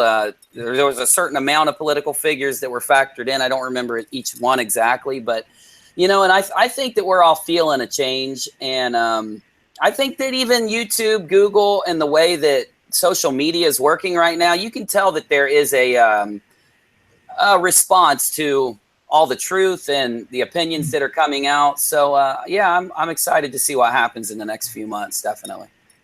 I'm excited to see what happens in the next 46 4 years. That's when I'll be 50. Oh, I'm excited. It's going to be an interesting 4 years. It's going to be an interesting 4 years. Vegan looks so young for almost 50, man. That's cool. Oh, is that just for men? That's it. That's all that clean living you guys do. That's what it's got to be. I do eat right. I was 65 pounds. Well, 60. I shouldn't say 65 pounds. 60 pounds heavier. At one point, I was 65 because I lost a little bit of weight. But now I'm a lean 192, I think I am. But yeah, like 60 pounds. And it was, believe it or not, I think a lot of it had to do with the fact that I changed from regular milk to almond milk, and I got rid of, I stopped eating like a gallon of Ben and Jerry's. I think that might It's something. Oh, so yummy. So bad, but so yummy. Well, you know what happened was when I was 40, I was just in this constant pain. I didn't understand what it was, and it took a couple of years for them to diagnose. Like, I already have the Crohn's disease, and I've dealt with that. But I was like if you look at my earlier videos, you'll see like a big bloated face, and I always thought that I was in decent shape because I worked out and I ate right. But when they found out what was wrong with me, when they found out that I had, it's called ankylosing spondylitis, I said, you know what, man? I'm going to use this as a springboard. I've always wanted to have an 8-pack.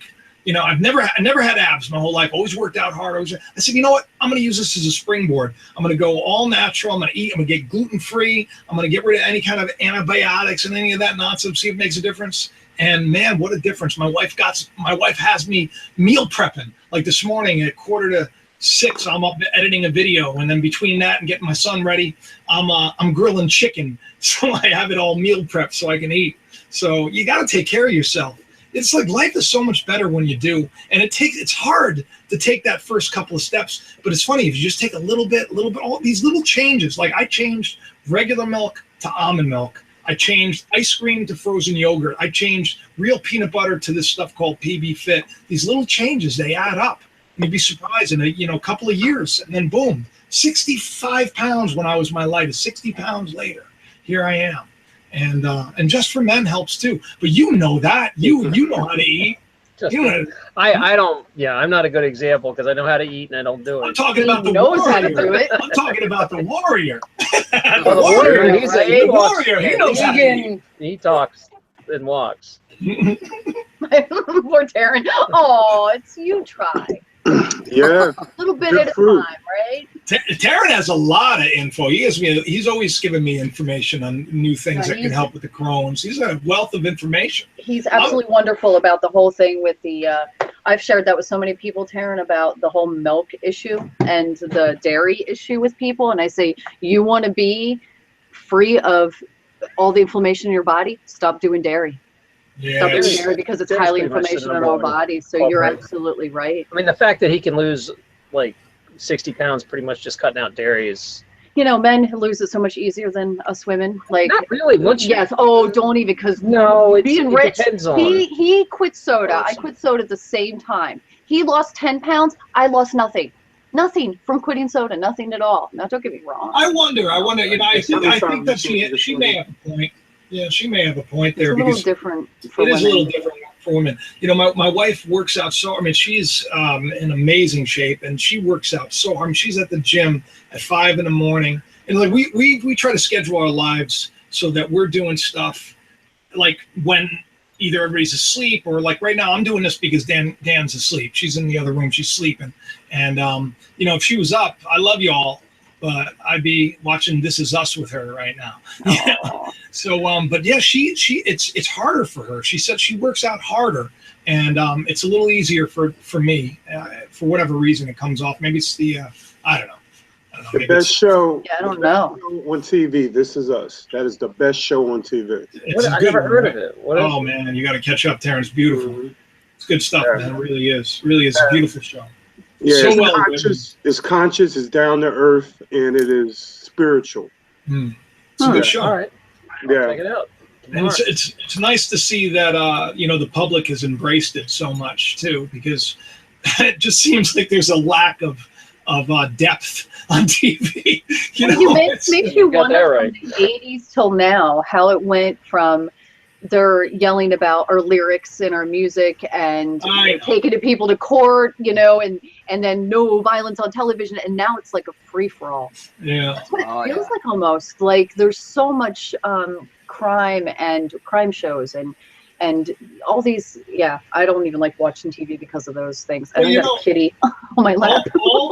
all the studies, supposedly all the big government studies that said that, you know, violent video games and TV programming doesn't affect people.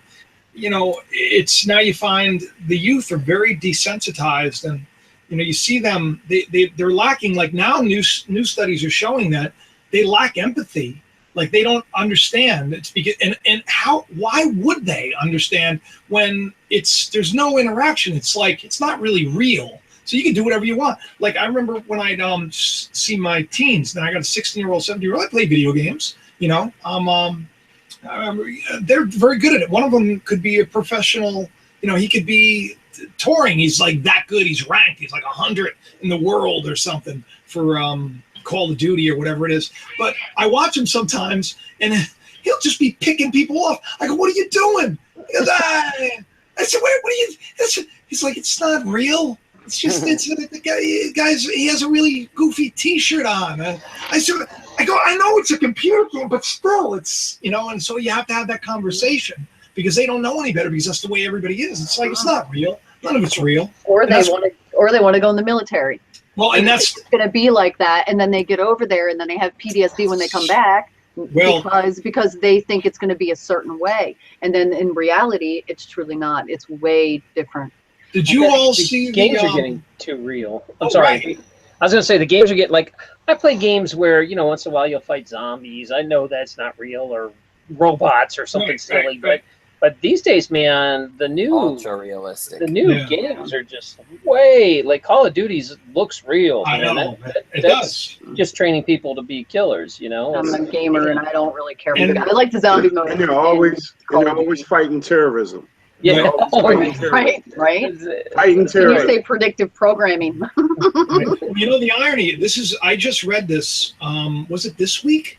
That the military has decided they're switching over to Xbox controllers for their drones. Let me look that up. Let me look that up because I swear I read that somewhere. Makes I'm sense. Look that up right now. And makes a lot of sense. I just They're had good controllers though. They're good controllers. I just wanted to thank you, Jacob, because you were the first one that brought me in. Well, one of the first people that brought me into the Emmy, and I have to say that your excitedness and your videos were absolutely awesome. And in the chat room, they were saying the same thing. Like, so cool. There's a bunch of you guys that had brought other people in and just to have a certain way. And your videos are wonderful. Never stop with the high. You have such a way about you. And I appreciate bring that. people in. Yeah. So I'm one of your fans. Oh, fan! Oh, you're my friend. I've been typing to you, but I know you guys don't ever. You guys are like, you get down like 3 down, and you're like, I'm done. I'm going. Yeah, you know, right? It is. You know what it is? I try to do like spats of 10 when I can. Like whenever I get a spare moment, I try. I really do, and I'm actually trying even harder now. But you know, it's hard because I love my family so much. I have 4 kids, and you know, my youngest child is, you know, he's 6, and so I'm just loving hanging out with the family, and it's hard for me to pull away. So what I do is I do it when I get a chance at work, you know, and that's why. And I also go to bed early and I wake up early. But yes, that's like I love the early ones because you were at some kind of a car lot, and I thought that was like so. Oh, it wasn't a car lot. It looked like you had car. So you know what I'm funny. saying? Because it's a parking lot in the outside. And you know how many people? Yeah, people thought that I was, you know, car salesman. No, yeah, I was actually waiting for a meeting, and it was like it was like for taxes or whatever it was. It was like I was waiting for, and there was a window there. I'm like, there's nobody here. I'm I'm just gonna do a video because I had like an hour to kill, so I just did it. And it was a parking lot. It wasn't a car. It looks like a car lot of some sort, you know, parking lot. Do other people say the same thing? They do. That's funny. I'd be a great car salesman, though. I would. But oh yeah, so here it is. Xbox military. It says the Navy's most advanced submarines will soon be using Xbox controllers. Oh my God. How is that possible? I hate to say it, but that may be fake news. No, hang on. A military contractor just went ahead for Xbox controllers. Yeah, I mean, it's possible. Well, I mean, it makes sense. Look, why wouldn't they? You know, I mean, why wouldn't they? The kids are so skilled at it. Why wouldn't they? Weren't there movies back in the day talking drones. about like how, drones, like, you know, playing like Space Invaders and a spaceship comes down and takes the kid up, and wasn't there a few movies like that where, you know, it was based on the kids doing the games and then they became real good? And well, yeah, it was. What was the name of that game? That was just recent too. It was Last Starfighter. Is that what you're talking there about? was one a long time ago. And then That maybe was one the more original. recent. Yeah, Last Starfighter. Right? I'm a little old. Starfighter. You're a little. Did you say a I little? love that show. I wanted to give Vegan a chance. He hasn't said anything practically. What? Did you want to say anything to Jacob? I saw you playing with your dog, but Yeah, I was listening. I mean, I'm part of the conversation. okay. I just want to give you a shot. I didn't know if you were getting overtalked. Well, no. I was just listening. I mean, well, I don't quite know what the predictions were. What was supposed to happen on the 23rd? In your opinion, do you think what was supposed to happen happened, or I guess? No, I know what you're saying. Yeah, you see what I'm saying? Yeah. I can. The fact that you're asking a question proves that what I thought would happen would happen. Okay. You know what I mean? Like, I never said that Jesus was returning. First of all, I don't. That's never even been close to being what I understood this to be. What I understood this to be was something that would get a lot of people's attention and would get a lot of people to question more and to think and to wonder, what does it all mean? Has something happened? You know, as I said before, these signs, okay, I did a video on, and this was before the September 23rd. I think it was called The Sign of Jonah. And when Jonah came to Nineveh, you know, he warned everybody, and he was saying, look, you know, you gotta stop. And he was surprised they actually did, and then nothing happened. And then he was upset because he went around telling everybody, the world's coming to an end, the world's coming to an end, and then it never came to an end. Everything was the same. But it wasn't the same. You know what I mean? Mm-hmm. It something changed. People just didn't see it because people don't understand how the natural works. You know, how the spiritual works. They understand how the natural works. So they're always looking for this, you know, big sign or something. People were saying that Nibiru was going to crash into us. That was a lot of people were saying that there was going to be a huge rapture. I even tried talking about that and explaining what that really is, because people don't even understand that. Religion has done such a great job keeping everybody focused on a lie so they can never wake up, so they can never be born again, if you will, or awakened or enlightened, or whatever word you want to use to come to the knowledge of the truth and the stature of the perfect man, that they're putting their faith outside of them.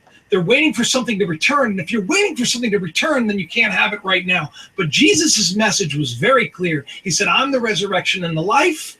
Those that believe in me, though they be dead. He wasn't talking to dead people. He was talking about people that were ignorant, dead, carnally minded as dead in their trespasses. They were ignorant. They didn't know the truth. Their spiritual life was dead. You know, they were looking at maybe living 80 years and then dying. That was the life they were living. But he says, if they hear the truth, they shall live. You understand? And that's the thing is that I think that sign, what that was all about for me, what it meant to me.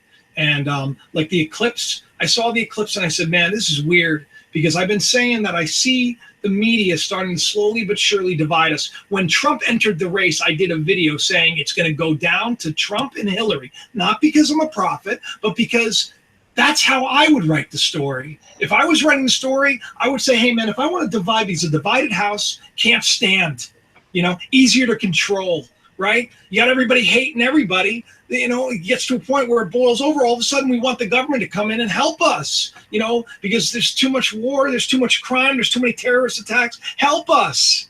That's control. So I saw it. I said, here's one guy that represents one thing. Here's one gal that represents another thing. I said, the two of them are going to run. Now, I was swerved when, I thought that Hillary was going to, I didn't think Trump was going to win. But then I thought, my God, when Trump won, I said, how ingenious it was that the media did such a good job to make everybody on Hillary's side think that she was a shoo-in. So they'd be outraged that they didn't win. So then they would ultimately hate Trump more. Oprah was just on TV for 60 Minutes. And they had this cross-section. They were doing like a focus group of Trump supporters and Hillary supporters. They were trying to get them together. But it wasn't about getting them together on the common ground. It was about showing how divided everybody is. And what a sad thing, because we're all one. We're all the same. And what we do to another, we're doing to ourselves. No matter how long I'm in this world, no matter how wonderful I am, evil will be here until evil is no longer wonderful. I mean, evil becomes wonderful and good as well. In other words, there's a passage that says, Paul was talking to the disciples, and he says, look, they're blind because they're supposed to be blind, but don't you think that we're going to precede them into the kingdom of heaven? We're not going to get there before them. They're blind so that the Gentiles can be grafted in. In other words, there's going to be always a remnant, a first, like if you're gardening, you know what I'm talking about, Taryn, like a first stripe, or, you get those choice fruits that come out, and you're like, I know I'm going to have a good harvest because there's that first fruit, right? Okay, so that's what's going on in the world. This moment, this sign, to me, means fruit is going to start to shine really bright. I think that there's going to be a lot of people that are going to start to question more, and they're going to come into a greater understanding, and they're going to start to shine bright. And I think people that have been put in place in different areas, whether it's YouTube or whether it's in the media or whether it's in sports or whether it's just down the street at the grocery store, they are going to shine brighter, and they're going to make a difference. And that first stripe, if it's holy and it's right, the rest are going to come in. And how else are they going to come in but by being broken down?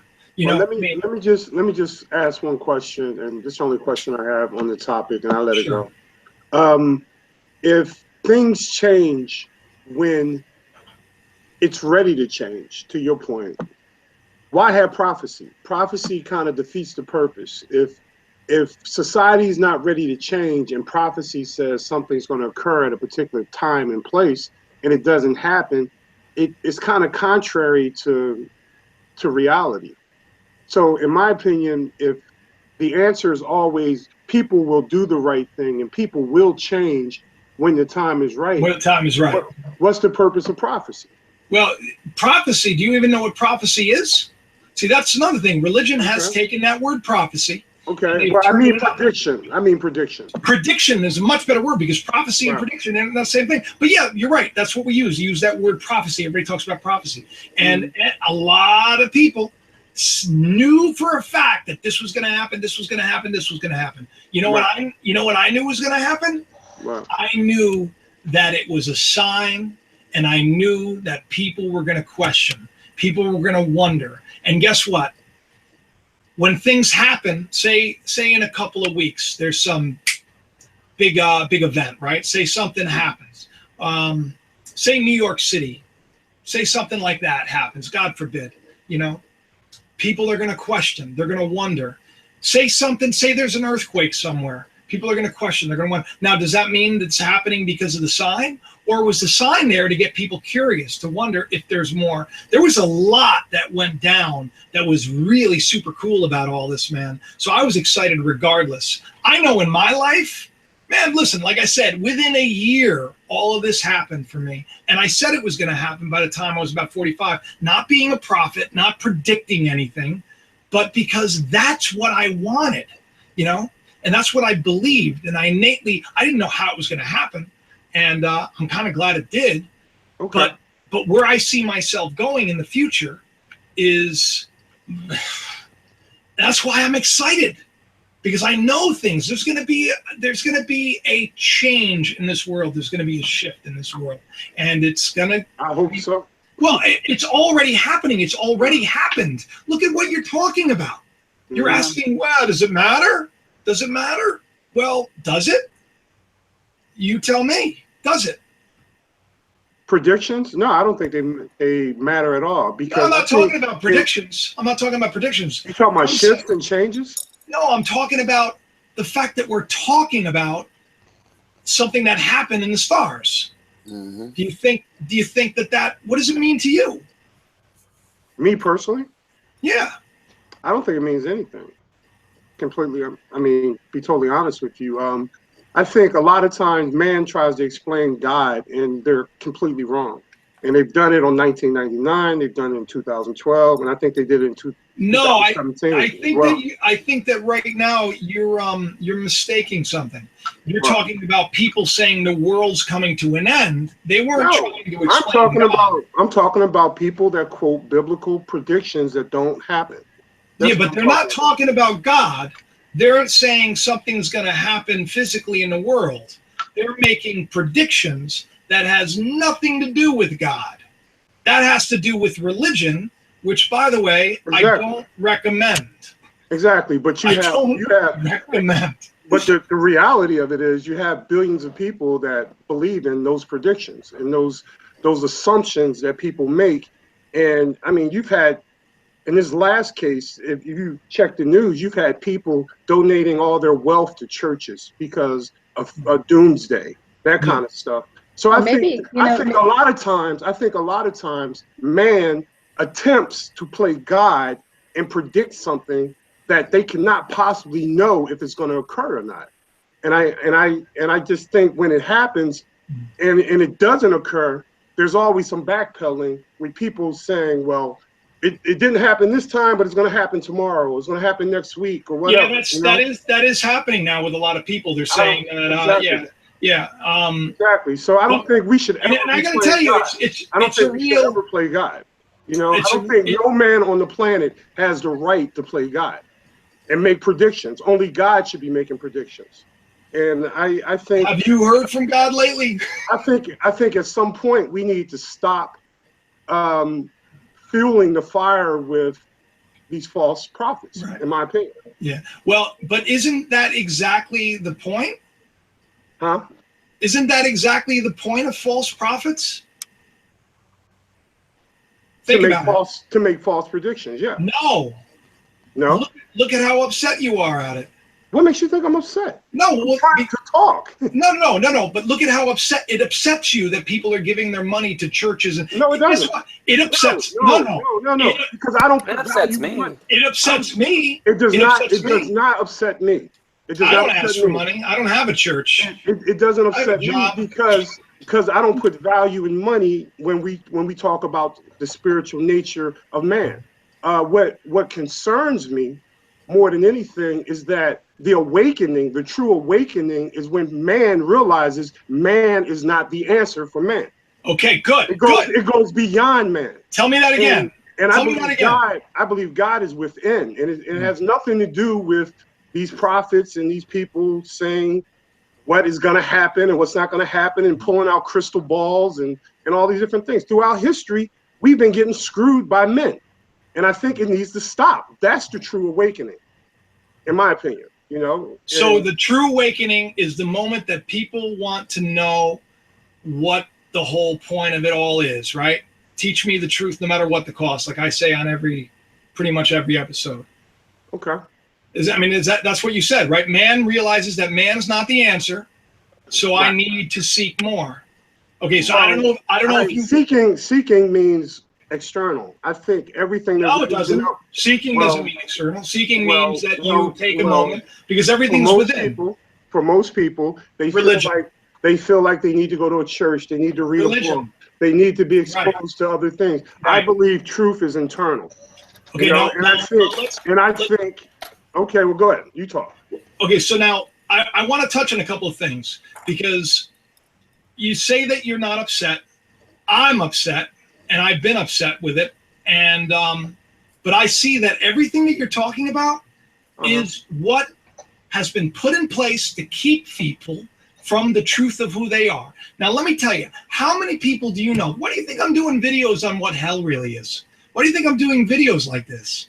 Because people need to see that it's not what religion has said, because religion has made you think that, well, there can't possibly be a God because these people are so messed up at one point in your life. Were you ever an atheist? You must have been. At some point in your life, right? Yeah, but what does it have to do with right now? Most people are atheists because they've seen the corruption and the lies of religion. My questioning of this topic has to do with the impact on humanity. It has nothing to do with my former atheism, because I'm spiritual by nature. No, it has nothing to do with it. Because I'm a spiritual. Go ahead, man. Okay, maybe I'm not getting. I'm trying to get this across in a way that makes sense. Okay, so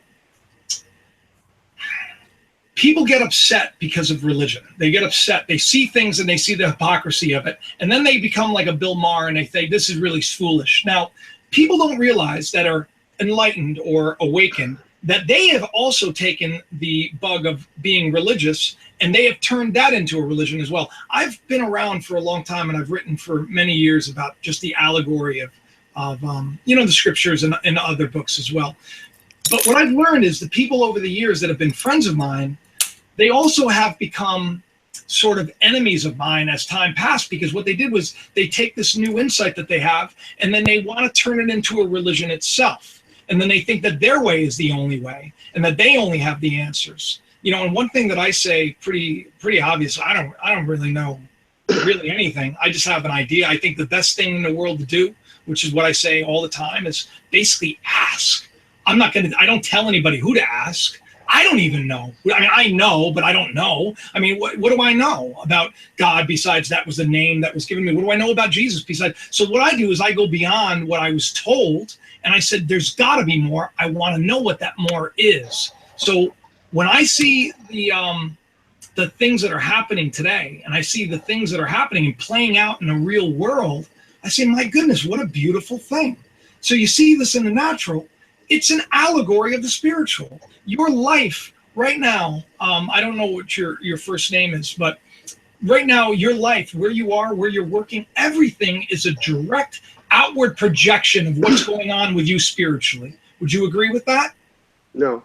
You wouldn't agree with that?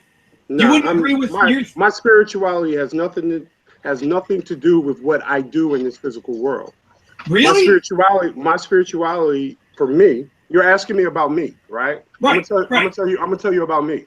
My spirituality is based on my internalness, my internal connection with my consciousness, which I believe is connected to a source. Okay.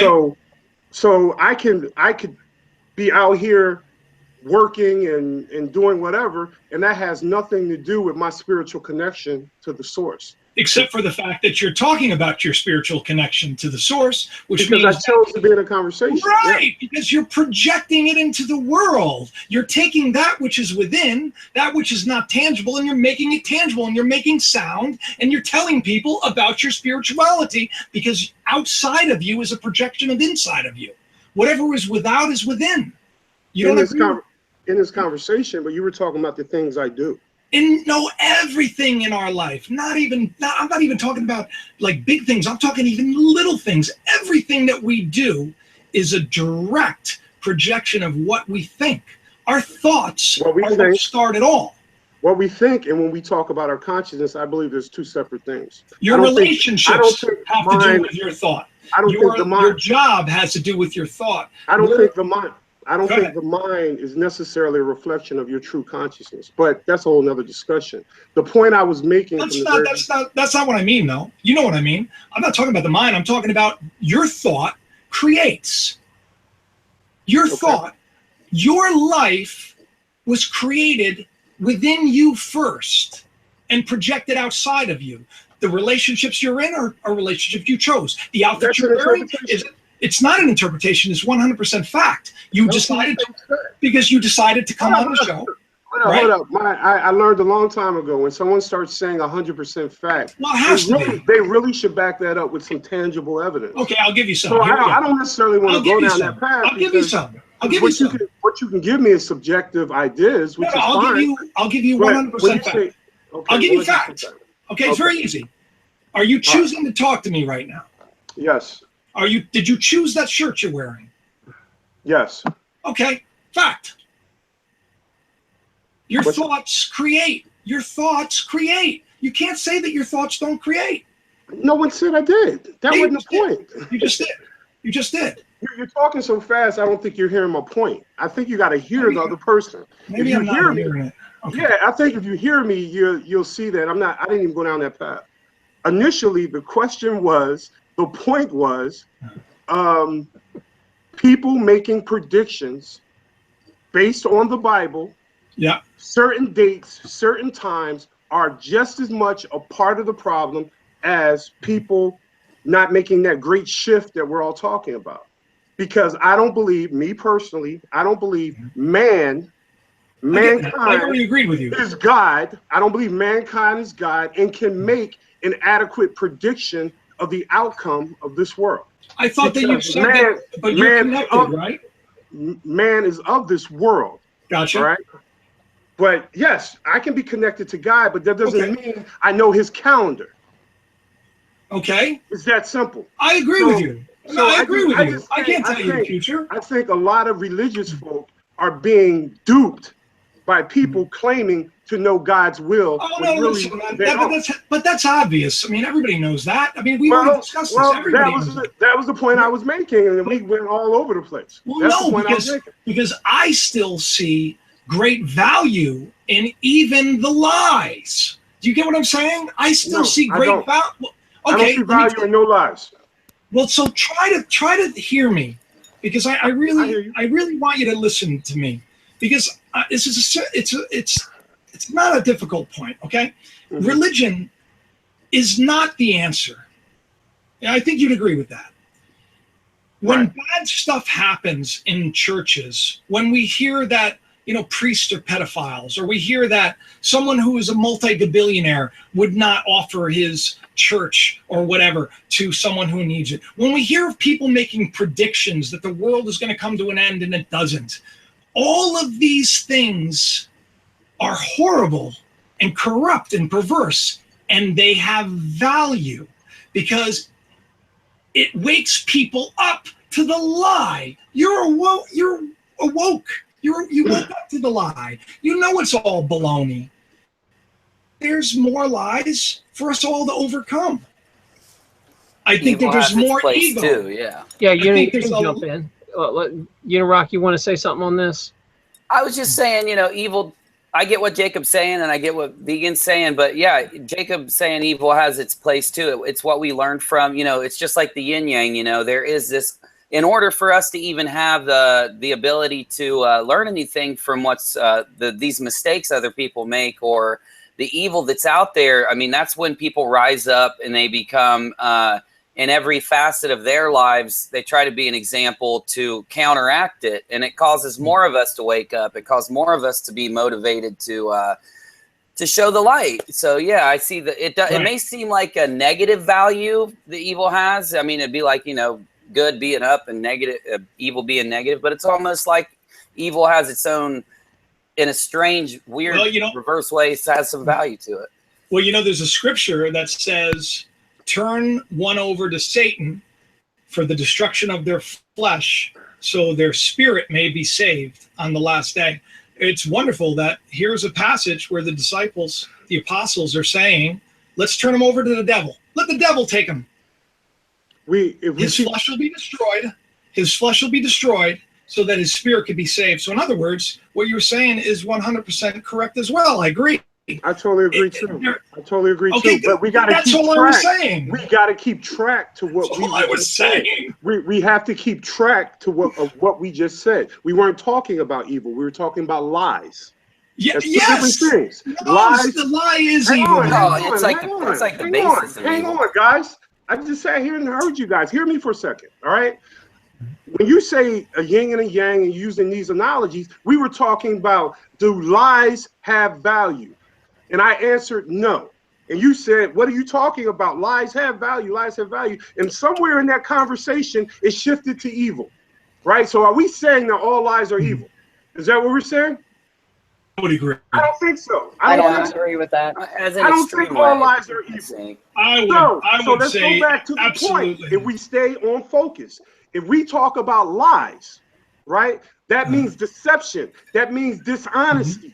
There is no value in dishonesty. There is no value in doing those things. So to twist I think you're twisting my words. I think you're twisting my words a little bit. Value in doing them for sure. I think you're twisting my words just a little bit. Can I interview here for a minute? Yes, please. I've been quiet a lot.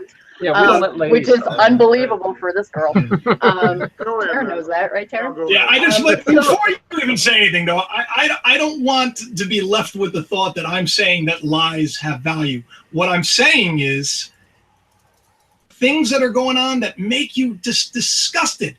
There's value in that because it turns you away from it. Every time that we see someone caught in a lie, every time we see somebody who's corrupt, all of these things get us to a point where we're like, well, we can't put our faith in that nonsense. I'm not going to put my faith in that nonsense. But now here's the problem. When are you going to start stopping putting your faith in your own nonsense? When are we going to start putting our faith in something that is more? Which is, this is the irony. is that I don't even know why we sound like we're debating. You would agree with me that 100% man cannot solve the answers of man. There needs to be more. And so these bad things that happen, okay, they have a purpose. I'm jumping in and cutting it off because I want to let Burma talk for a minute. Burma? I was going to say this is it in a nutshell, right? I mean, people lie for good reasons. People lie for bad reasons. We have, and yin and yang to me, vegan, means just this. Okay, let's see here. Okay, so see my tattoo? I don't know if you can see that. Okay, so it's like there's a little bit of good in the bad and a little bit of bad in the good. If we don't walk in the darkness a little bit, we are not able to understand or know the light. So you have to have the contrasting between each. Now, that's my opinion, and it's also my opinion that if you didn't have somebody, okay, it would be wonderful. We all had a perfect world, right? Where there's nothing that goes wrong. We should strive for it.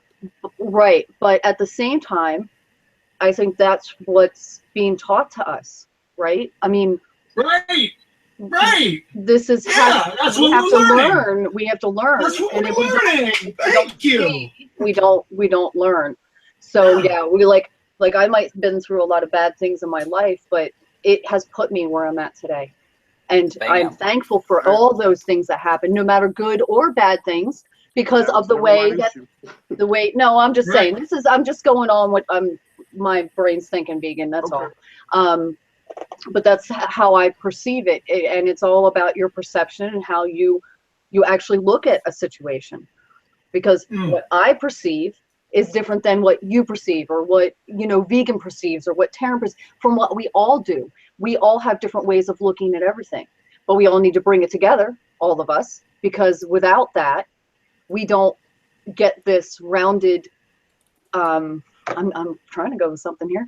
I totally agree. I agree. The understanding, when we have a bunch of people coming together, we all have a nice rounded understanding of things then, instead of just one perception, one view, right? Totally agree. Okay. Right. The only point I was making, and I can end it right here, is I believe we have too many deceivers and too many liars amongst us, and if we don't expose them, they will continue to lie and deceive. That was the point. That sounds so religious to me, man. But at the same time, hold up. We have to expose them. We don't want to expose. What do we got to expose people? People make mistakes. Some people really believe this stuff. I think it's silly, but man, you don't know. What if they really believe it? So what? They're a little. They don't know anymore. Who's debating now? Me or you? No, I'm being frank with you, man. You have this. You say that you're not upset. I can be frank too, but the bottom line is this. I made a blanket statement. I made a blanket statement that deceivers and liars should be exposed, and then you just went on this rant as if that's a bad thing. But who are you to decide who's a deceiver? And you called it religious. You said that's a religious concept. I'm not saying it's religious. It is. I mean, to judge other people is very. But based on identifying liars and deceivers. So is that religious too? Yes, absolutely. So our criminal justice system is religious. 100%. All right. Yeah, man. How many people are incarcerated unfairly? How many people shouldn't be there? We should let deceivers and liars run wild. We should let deceivers and liars run wild. I didn't hear what you said. I'm sorry. We should let deceivers and liars run wild. We shouldn't question them. We shouldn't hold them accountable. We shouldn't do none of that. Here you go. You're right. We should love them. How's that? I'm not talking about love. How do you teach somebody? You're going to expose them? What makes you the judge, man? I didn't say I'm a judge. I said I'm going to expose a liar when I come across one. Really? And I think we all should do that. That's your motivation in life? What's your motivation? How do you jump to motivation? We're talking about because I want to know what's motivating you. Well, you're jumping off topic, and you sound like a used car salesman. That's what you sound like. Can you stay on topic? I want to know what's motivating you. Let's stay on topic. What motivates me is truth. I want to know what's motivating you. I just answered your question. What motivates me is exposing truth. People is not. Then that does. I am a truther. Okay. That's what motivates me. Okay, good. So you got to expose people. What about sharing the truth and not telling people that they're wrong? You're defining me incorrectly. It's not about exposing people. It's about highlighting liars and deceivers. Liars. It's not about exposing people. And you know what? I've been doing that since I got out of college. I've been a police officer. That's what I do. I expose liars, cheats, and criminals. That's what I do. How many liars, cheats, and criminals? How many liars, cheats, and criminals? You're telling me that I'm wrong for doing that. I want you to explain to me why that's wrong. Because how many liars, cheats, and criminals could you have turned their lives around by basically just simply loving them and maybe offering them the truth as opposed to calling them out and around when I threw their ass in jail. I turned a lot of them around. That's not. That doesn't sound like. That doesn't sound like. It doesn't sound like what? It sounds like tough love. It doesn't sound. Like. And there was self-love is not love for other people. There were some I helped, and there were some that went to jail. So what's your point? I know. What's my point? You don't see my point? No, it's not crystal clear. You said that you're motivated by truth. Would you agree that ultimately love is truth? And honesty. Would you say that love is truth? Let Uni interject for 1 second. Absolutely. Yes. Okay. I'm enjoying this, by the way. I hope you don't. You can see like the Italian coming out in them. I hope you're not getting upset with me. I'm trying to have. I like debate. I think putting my hat on. We're getting serious here. It's good. It's a good conversation. It's a good conversation. But he's jumping all over the place. If we could just focus on a. I'm trying to stay on point. We'll be able to get somewhere. But you got to realize who you're talking to. You're talking to a truther. Yeah. Okay, you obviously don't realize that. I mean, but what does that mean? I just explained it to you. I just explained it to you. All right, I'm stepping in for a sec, guys. And you tell me you don't know what it means. Don't put the crown on and step in here. Okay, we got this. You guys are repeating over and over. Unirock, go ahead, take over. Okay, yeah, and I get what Jacob's saying too, because when you become the judge, in these things, I get that point, and I get your point, Vegan. Yeah, we got to be truthers and tell things when we see a falsehood, we expose it, and we're all on the same side, and I agree we're having a healthy debate, a healthy discussion, and we're all on a hug and discussion. Yeah, no, I know. I don't understand why. I don't understand why on this panel, a lot of times when we get in discussions, and just because there's passion on each side of the discussion, that you think anger is involved. I am not angry. I am passionate.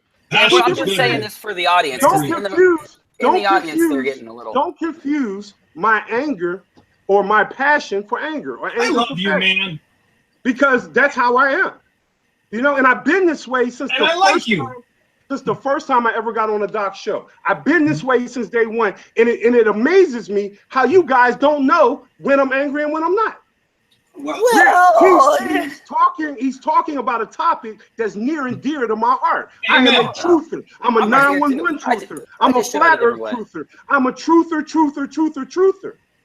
So when someone tells me dishonesty is okay and lack of truth is okay, he didn't say that. Putting value in it. Roll the videotape. Negative value.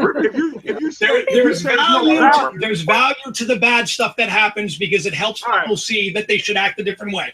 I don't mean that it's a lie is valuable. I mean that when someone is caught in a lie. Okay, say you do a video and you expose them. Say you expose them. I wouldn't do that. Why not the world? I say everyone should expose a liar. Everyone. Well, because most people that lie just don't know any better, man. There are a lot of people. You're making excuses for the man. Do you think that the people that are saying that they believe that there's going to be a rapture, do you think that they're like purposely trying to deceive people? I wasn't even talking about that aspect. I'm talking about liars in general. So what about dishonest people in general? I'm talking about people who lack honor. I think that's the problem with our society. Right. We don't call out liars. We let our politicians lie to our face every single day, and we don't even call them out. And then you make this premise that no, you should just love them. Yes, that's part of the problem. Well. No. It isn't. The problem is not that people aren't loving today, man. If you think that people are loving today, it sounds like everybody's calling out everybody on all of their baloney and everybody's a liar and everybody's wrong. That's the problem. That's the yes. That's the problem. We just see it differently. We have different. Listen, now don't get me wrong. You are right. If you see someone going the wrong way, you should correct them. but you need to learn how to correct them without scolding them and telling them that they're the dregs of the earth. What makes you think I do that? I'm saying that you need. You're making an assumption right now. Well, you told me you're liars and deceivers. No. Oh, That's not an assumption. I skull drag him through. You made Amy cry. Right? All we need is love. He's making assumptions. No, I'm not. And when I call you out on your assumptions, it's like, oh my God, here goes Vegan again. You know No, I wouldn't say that. No, listen, man. You guys, man. No, listen. You know, can I tell you what's going on? You want to know what's going on? Everything I say, I put to practice. Everything I say. Okay. I live the way I'm speaking right now. Okay, I believe you. And everyone who knows me knows that's true. You know, in all aspects of my life, I believe in living an honorable, honest life. I'm an honorable, honest person. I never said you were. So when I hear someone, when I hear anything about deception and misguiding the public and making falsehoods and stuff like that, I believe we all have the responsibility for calling a spade a spade. And if anybody think that's wrong, you just don't see life the way I see it. I'm cutting this off because we're going in circles. You guys have been on the same. Oh, this was a good one, though, man. But this was good. It was fun. This is good. This is important. You guys are both just repeating your points over and over, so I get it. I had to put on this hat, and now I got glitter all over me, and I'm going to look like I've been at a strip club. How do you get glitter out? Good question. You've been trying to interject for 5 minutes, so I'm going to give you the floor. I just think that we're all hitting good points. So we're learning, and it is a good conversation. So I'm happy we had it. You know, and there is a huge thing right now where, like, you know, let me say this. I saw a video where, and I know this could be a conspiracy. You know me, I'm willing to say that things could be a conspiracy with evidence. I saw a video where there was this guy saying that, hold on, I was working in Photoshop. Let me close that. Sorry. I said, Dr. The guy in the wheelchair, what's that doctor's name? He's Stephen Hawking. Yeah. Okay. They were saying that he'd been replaced by a body double so that he could spread some lies. Okay. In this video. And they were centering in on his teeth and on his other parts of, his ALS, this thing he has wrong with him. Anyway, they were saying, this front teeth he had front teeth, and then his bottom teeth looked normal. And then another picture, his top teeth are gone, his bottom teeth are all messed up. So anyway, I'm not rambling. This is a point. So he was saying he's a body double because of these things. And I was thinking to myself, this guy's like really passionately calling out Stephen Hawking because he's lying to us about science because he's a body double because of his teeth. And I'm like, damn, like there's been some form of a truth or judgment that has been, amplified so far that we're willing to, step into criticizing someone's disabilities or some problem with them to use as evidence. You know what I'm saying? And so I get where Jacob's coming from completely. And I get where you're coming from too, Vegan. Because you're saying truth no matter what. I don't understand the point of that example you just used. The example was the guy was saying that because of the deformity in Stephen Hawking's teeth, and because of his progressive of his ALS, he was replaced by a body double, and that's what this video is saying. Yeah, it's a conspiracy. And I was saying that it's such an extreme conspiracy, and I see where Jacob's coming in. How do we become the judges on these types of things? On this topic, I was just saying that I understood him. We can go simple. Right. Yeah. We can talk about the Electoral College. We can talk about simple conspiracies. Easy. Right. But I was using that as an example to say I got Jacob's point. And your point also. I have a question for you, Vegan. Yeah. So if you do call these people out, okay, in my experience, I've known people who have lied. I have dated a sociopath, okay, and that was not fun. But to call him out on that, it doesn't make a difference. Now, I'm not saying that you're wrong. I'm not saying that we shouldn't put it to government, to these people that are lying about certain things, but really we shouldn't be trusting the government with the whole thing anyway, right? I mean, this is our lives, not theirs, right? I know a lot of us do, but that's because they follow blindly. Right, they're following blindly, right, and their eyes are not open. But for us that are open, I still think that each individual has their own path, and their own path has their own truth in that. And even if you do say, oh, you're lying about this, and that person just comes out, no, I'm not. Where are we really truly getting by calling them out? I mean, and that's how I see that. And I also see that when you come to somebody with the power of love and say, okay, yes, you are absolutely wrong for doing this, but I still love you. Right. There you go. Yeah. So Right? calling someone out, and then maybe calling someone out can't be done with love intent. No, it can be. Well, it can be. That's what's the point? That's what I was talking about. That's what I was talking about. To still say, you're not going to take their BS. You're not going to take their BS. You guys sound like the. No, you just not hearing me. The idea where you give everybody a ribbon in a race. You know, you're just no. You see, you're mocking. You got 10 kids that run a race, right? And everybody get a first place. Prize. I mean, that's I think what the world's missing the most of, and because I'm the girl on the panel here, is the love. The love is what's never heard of tough love? You guys never heard of tough love? My father?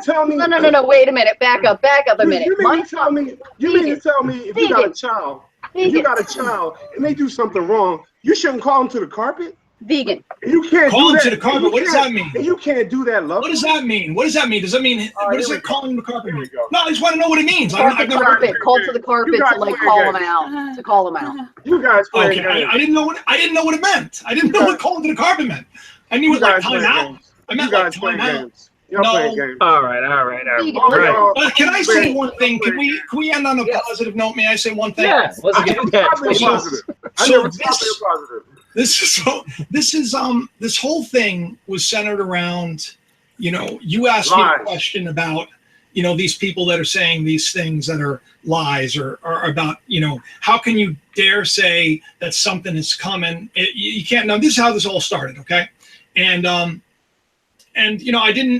don't know you well enough to know that when you're passionate. So at first I thought to myself, okay, yeah, he's a little angry, but then you cleared it up. You said you're passionate, you're not angry, because I'm definitely not angry at you. I deal with this all the time. I mean, all the time. I love interacting with people, and people often don't like me.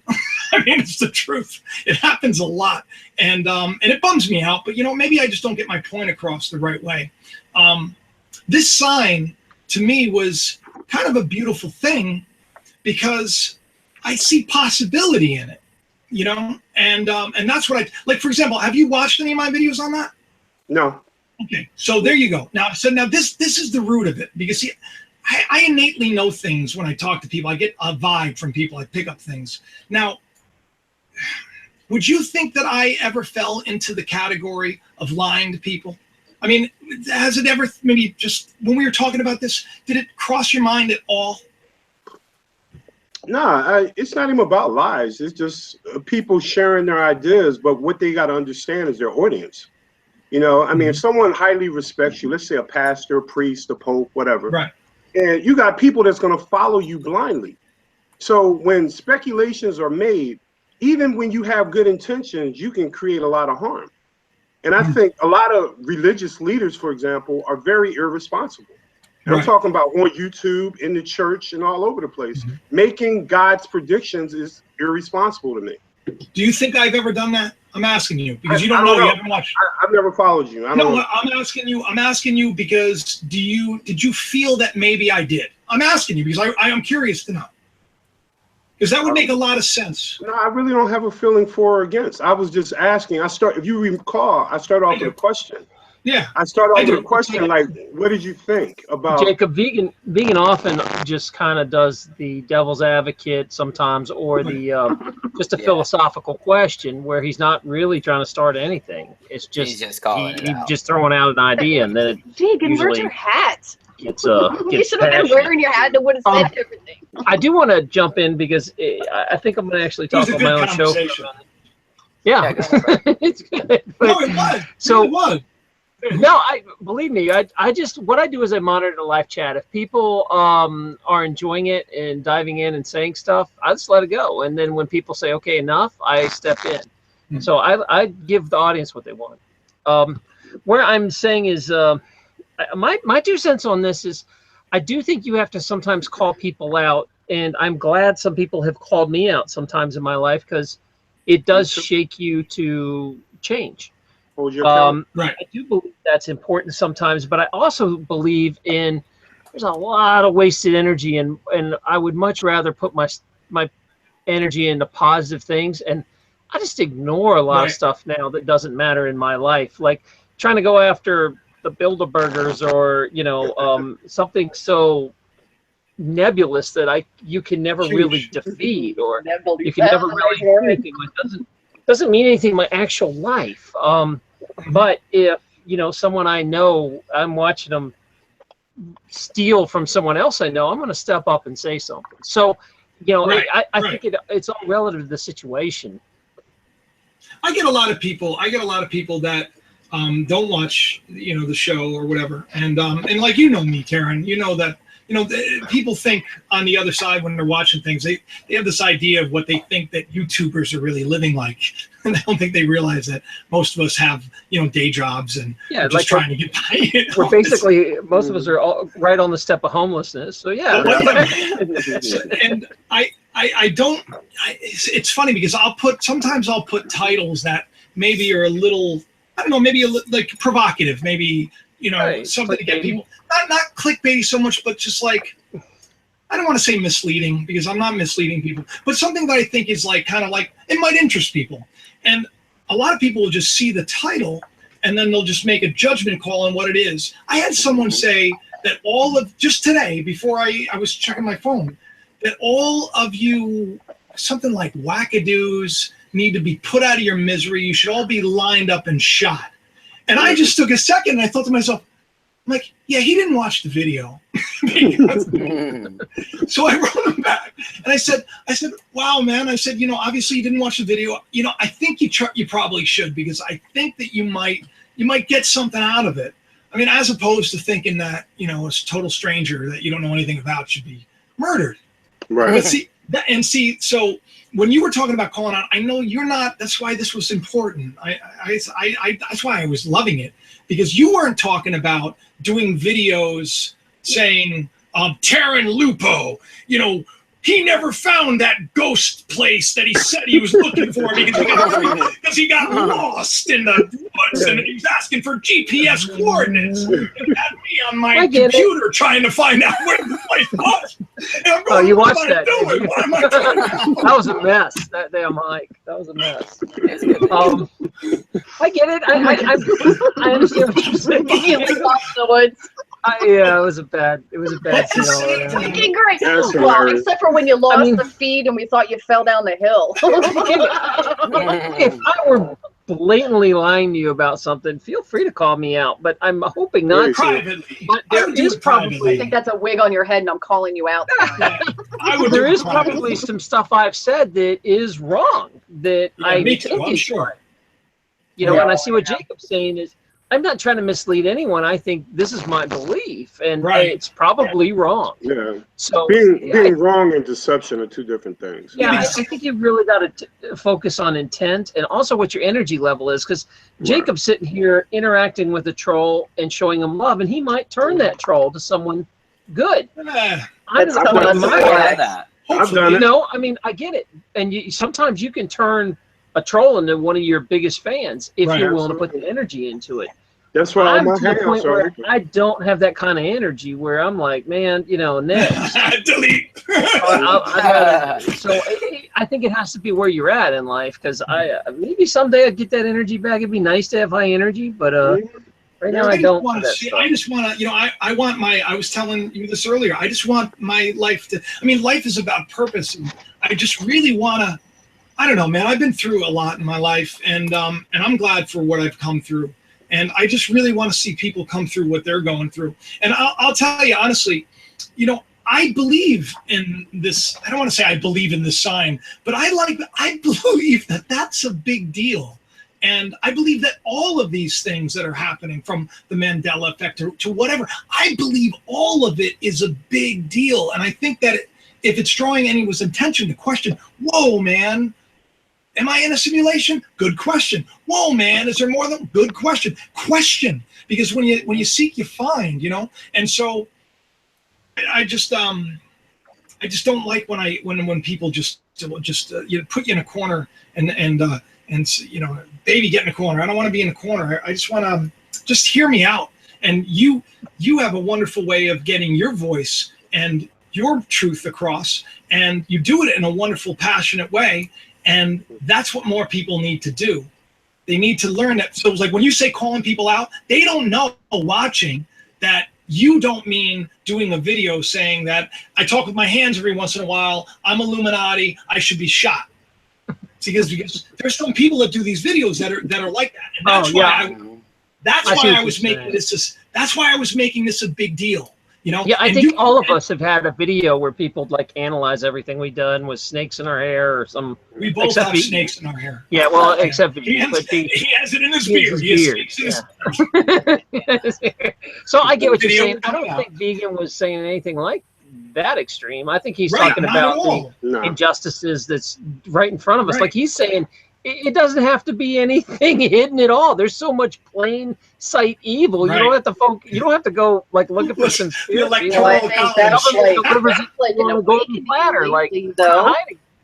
Look at the last 20 years, how much information has come out. Now, granted, the internet's been like the catalyst for that.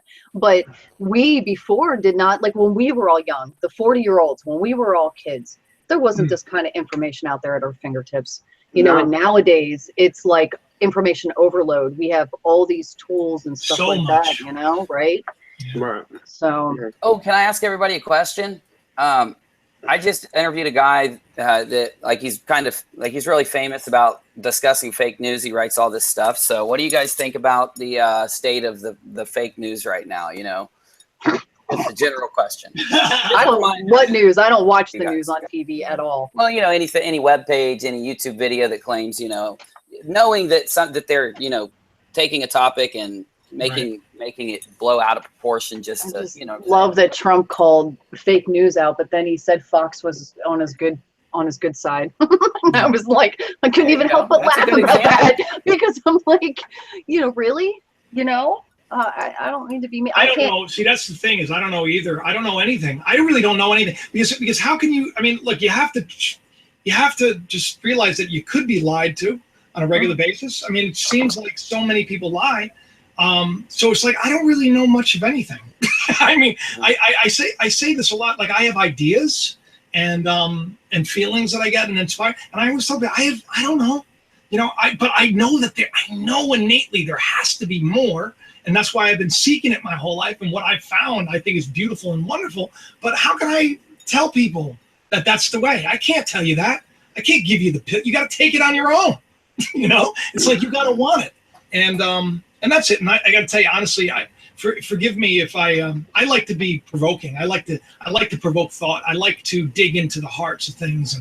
And I like when people like yourself, we can actually have a back and forth that's passionate and virile and also grounded in love. And here we both are feeling awesome because a lot of people are going to gain a lot from what you said, from what I said, from what everybody said on the show. And that's why this is just awesome. And that's why I came on, obviously. Vegan's provoking too. No, that's a I love his questions. I'm an analytical guy. I'm an investigator by trade. This is what I do. I mean, and when people lay out information, I like to authenticate things. And if it can't be authenticated, then you got to kind of take it with a grain of salt and just ride with it. But when we start talking about tangible things and things that are measurable and detectable, I like to question the authenticity of stuff. And the problem is a lot of people's egos can't handle being questioned. True. That's one of the problems, because they're insecure in nature. Like there's some people that's insecure in nature, and then there's some people that are liars. Liars never like to be questioned, and that's just based on my past experience. One of my specialties is interview and interrogation. I sit a guy down and I gain a confession. And the point of the matter is that's how I question, I question everything because I don't believe in mankind. I love mankind, but I don't believe in mankind. I only believe in God, It's a dying race. so just because man puts something out there, I don't just naturally embrace it and accept it and think it's authentic just because he put it out there. Yeah. You know, and like Uni just asked a question about fake news. The vast majority of the news is fake. Right. The vast majority of it, you know, and that's why most people don't watch the news, like Burma said. Right. You know, Well, inherently you know that it's not authentic, Right. so you're not drawn to it. You know, and that's just my opinion. I think one reason why they put the fake news out there is just like how we're raising our vibrations, right? We're trying to raise it to be better. They use the fake news and as a fear tactic, and that fear tactic lowers the vibration, right? So, you know, that's this whole plane thing that's going on right now, this up and down. I think they chasing our tails, and they got everybody so panicked right now. You know, and it's, I mean, you can't tell me that it's not. You can't tell me that it's not. It has to be orchestrated. My God, some of the things, I mean, it has to be. I mean, I don't know if it is or not, but you look at it and you're like, doesn't it seem like it? Like, why, you know, you have someone, for example, that's what I was just talking to Danielle about. She said, what's going on? You know, and I said, well, you know, Trump just responded and said that, you know, we're absolutely ready with, you know, our military might to, you know, whatever he says. But I'm like, my God, they just thought that we declared war. They just said, why would you be so inflammatory? You're not you're not a dumb man. So there must be a reason. If anybody thinks that he's tweeting on his own and that he really has, I mean, all of you here must know that, you know, it's just, they're all puppets. You know? Yeah. So there's something going on. So what I want, you know, you know what? Call him out, Vig. You know, call him out. Call him out. But that's what I do. Remind people, and I'm sure you do. I just, you know, this is what I'm going to do. I'm going to, do you have a channel? Do you have okay, I don't know, because I honestly, I don't know anything. We're vegan. No. I mean, because I figured you did. I've only watched you here. I think you missed the beginning of the show that he had a pretty big channel that YouTube just took it away, and he had to restart his channel. Yeah, you missed the beginning. Shut it down. Unirock got shut down. I knew got shut down. I knew I'm back. Yeah, and then there's been a lot of people that I'm going to have been subscribe to you now. Yeah, he had to restart his channel. So if any of you guys that just came in that are new to the show, came in late and you missed the first hour where we talked about DNA and what the heck happened over the last few months on YouTube since I've been gone. Unirock is back at his normal channel, and Vegan had to start a whole new channel. So please subscribe. Yeah, Vegan, why don't you drop your link?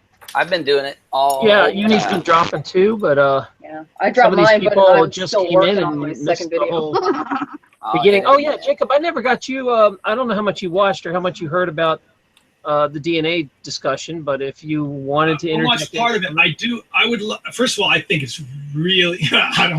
I think it's what I was telling Danielle about it. I was telling her what I told you. About the microchimerism. For you guys that are just tuning in, I quoted an article about how basically sperm injects DNA to other cells in your body, so women will carry around any of their sexual partners for the rest of their lives. There'll be DNA in them from other men. So anyway, we talked about that, and then we talked about, well, if DNA creates vibrations and frequencies, does that mean that, you know, you can put your frequency in someone? So that's what we're talking about. Oh man, I think you absolutely. I mean, look, I think you absolutely do. Hey, you've ever seen? Oh, I don't want to talk like this because, you know, maybe kids. Look at the vocal cords. Just look at the vocal cords and tell me what it looks like. Yep. Yeah. Okay. So there's a reason. Yes, we do. I believe we imprint with our words, and I believe we imprint. Sure, I love it, and and it's all energy, and it's all vibration. Sure. You know, I think. Yeah, and I think a lot of you know, people that have been in deep relationships, because there's relationships where, you know, you have sex and then there's spiritual sex. It's a whole different animal, and right. And when you do that, it bonds you at a much higher level. And I'll tell you, I love my wife. I don't know. It's every time. It's definitely, if you want to call it spiritual. Yeah. I mean, I've never been closer to that. I mean, I love my wife. Yeah. Pretty spiritual. Yeah, I'm just saying. I do feel that like you put can over his words energy. right there. I'm sorry. I'm just calling you out. That's all I'm saying. Oh, by the way, Jacob, if you didn't know, I'm like the comic relief of the group. Oh, right I'm on. always the one causing trouble. Well, I'm always watching. See, I think the reason why I thought that I thought I remember last year. Did you have a channel last year, Vegan, or no? Yeah. You did. Oh my God! Why did I? Because I've been watching you on this for a while. I never knew. You know what? I don't watch the whole thing of this shit. But I know that you're, super educated and you have a lot to offer. That's why I love this panel. I love this group that you have around you, Darren. And I'm gonna subscribe to everybody. So do me a favor if you can. Maybe you can share my email with them or something, Taryn. Sure. So I'm gonna look you all up now. So I mean, obviously, there's can't be that many vegan warriors, right? Because you are definitely. Unirock keeps posting the in the live chat going by. I'm subscribed to Uni. I'm subscribed to you, Taryn. I'm subscribed to Evan. You can find don't worry about me. right do you have a channel? Because I'll subscribe to you too. I like to listen. When I get to know people, I want to be in touch with them. I do, and I don't mind giving you my email address. But I only put together one, and it's just pictures because I live in north of Philadelphia. So I live in a flight path. We get chemtrails here all the time, and that's like what I'm just trying to get that out there because they're spraying constantly. We had like 3 days of nothing but blue weather, and then they're spraying over like crazy. So I take pictures and then I post them, and it's tough, man. I give you guys so much credit because to put videos together and really make them look good, it's time consuming. It's another job. So worth it though, man. But it's so worth it because I will tell you as a person who has watched all of you, I see what goes into it, man. The video editing is tough, especially if you never went to school to learn where all the buttons are. And I'm like, oh my God, I'm driving myself crazy trying to post this stuff, and I got a full-time job as a massage therapist, so that's where I sit. Taryn, can you maybe put everybody's links into the description later? Yeah, I'll do that. I just got to get Vegan's new one. Also, you can always find links directly from my channel page. You'll always see featured channels, and they're all my buddies that come on the show. So you want to go through there and just add everyone. You'll see everybody that comes through here I like. Well, thank you so much, guys. I really appreciate it. I didn't expect you to stay this late. Because I thought honestly, it felt important. It felt like it did. Yeah, but that'll happen every time you come on here. I'm going to come on again. I definitely want to do this again. Yeah, there are some comments first and questions. Ray Sunshine says hello to you, Jacob. Hey, how are you? Someone was asking about your app for Replica app, which I must have missed that story. Oh yeah, it's check the video out. I actually deleted the app because it's it's an AI friend basically, but you know what it does is it's actually like psychologists ask you, it becomes you. It's programmed to learn from you, to then become you, so that you have the perfect soulmate virtually for the rest of your life, and it learns. It's a deep learning algorithm, and it's spooky. It's called Replica because it like legitimately. Now listen, the software is, I mean, probably years away from being super scary, but man, is it interesting. And I had to delete the app because I said, man, I didn't answer any of the questions that Replica asked me, like honestly, but I wanted to. And I thought, man, you know what I mean? Like I wanted to tell you how I really felt because I felt like I could say anything to this because it wasn't a person who was judging me. I could just be, and that's the allure of this app. And I don't know if it's a bad thing. It sounds to me like it's a bad thing because you're giving a lot of personal information to the government, to the powers of people. Well, no matter how you look at it. The devices are already around you. They're already listening. Oof, I've had more than a few times where I've been talking privately and things have popped up for advertisements of the things that I was talking about, which were very specific things. Mm-hmm. So their devices are always listening to us. Always. This might sound paranoid, but I didn't say anything, and I was thinking about camping, and all of a sudden there was ads for camping, and I was like, "How the hell?" Mm-hmm. No, that's now. See, that would freak me out. That's one thing, but thinking is a whole nother ballgame. But maybe I was looking at camping stuff earlier. I don't know, but I was totally freaked out. I I gotta go to bed. Yeah, okay. Hey, You go to everybody. bed. I gotta end this show. That's an hour later than I wanted to go. But Talk to y'all. Thank you, everybody. thanks for coming Thanks, on, Jacob. Jacob. And I'll keep up with you. If you guys are just tuning in, you don't know who Jacob is, please check out his channel. And you'll Peace. see a post on my main page. You'll see a link right to his channel. Thanks, Jake. And we're gonna do some housekeeping now. I haven't been on forever, and the way I keep going is, the Amazon page. If you're gonna shop, please shop on Amazon. That's kind of gone down since I haven't been doing my live shows, but it was really working well. So if you're gonna shop, I'm still would appreciate it. It doesn't cost you anything. It's a free way to help the show. Just going through my link first. And also, I appreciate all the donations tonight. That was really nice. If you guys want to do another show, let me know. It's been a long time. I wasn't sure. I'm Ever down. again. We still I'm got I'm it. ready. never doing another show with you ever again. Well, I'm just not. The only time I can do this to get all the people I like on here is at night, and I'm a day bird. It's tough for me to stay up this late. I told you that Wednesdays are good days for me. So if you want to do something on a Everybody Wednesday, will rearrange. I will schedule Irma's my schedule. massages. Well, Well, let me rearrange 1,000 people for need Irma's healing in the schedule. world, Tara, and there needs to be people like me if you're not practicing. So I'm just saying. That's all I'm saying. That's what I'm saying. Somebody's got a massage. Oh man. So I do appreciate that, and I don't know when I'm going to be on again. You'll just have to keep paying attention. By the way, if you don't realize how to subscribe to this channel, there's a little bell next to the subscribe button. If you click that, that'll actually tell you when I go live. So if you keep missing your live, you're like, darn, I caught this show 2 hours late. Hit that little bell right now, because you'll see it next to the subscribe button. Hopefully it works. And it doesn't always work, but you can also sign up for my mailing list, and I try to let people know once in a while on there. I'm going to try to get better about that. Do you guys have anything you want to say? Let's go around the table. Vegan? No, it was a great discussion tonight. I always like it when we can exchange and keep it heated. I like that. Turn up the heat and turn it down. It's pretty cool. I think that the bottom line, from my perspective, I think we let too much shit slide. I mean, excuse my language. We let too much stuff slide. Too many liars get away. Too many crooks get away. Too many rapists and child molesters and all these different things that's in our national public. We let them get away with stuff because I think a lot of us fear conflict.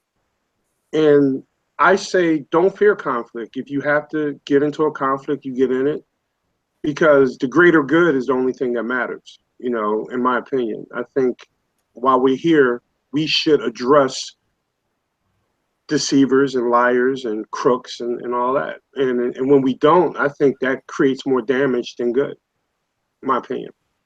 But overall, I love the show. Great. Oh, also, let me apologize real quick. I forget what panels I'm on. I'm on so many panels, right? Because I forget that this is in me, right? In me is completely different than my Flat Earth panel, which is completely different than my conspiracy panel. You know what I mean? Because we go in hard on those other two. Here is a little more reserved, a little more cordial.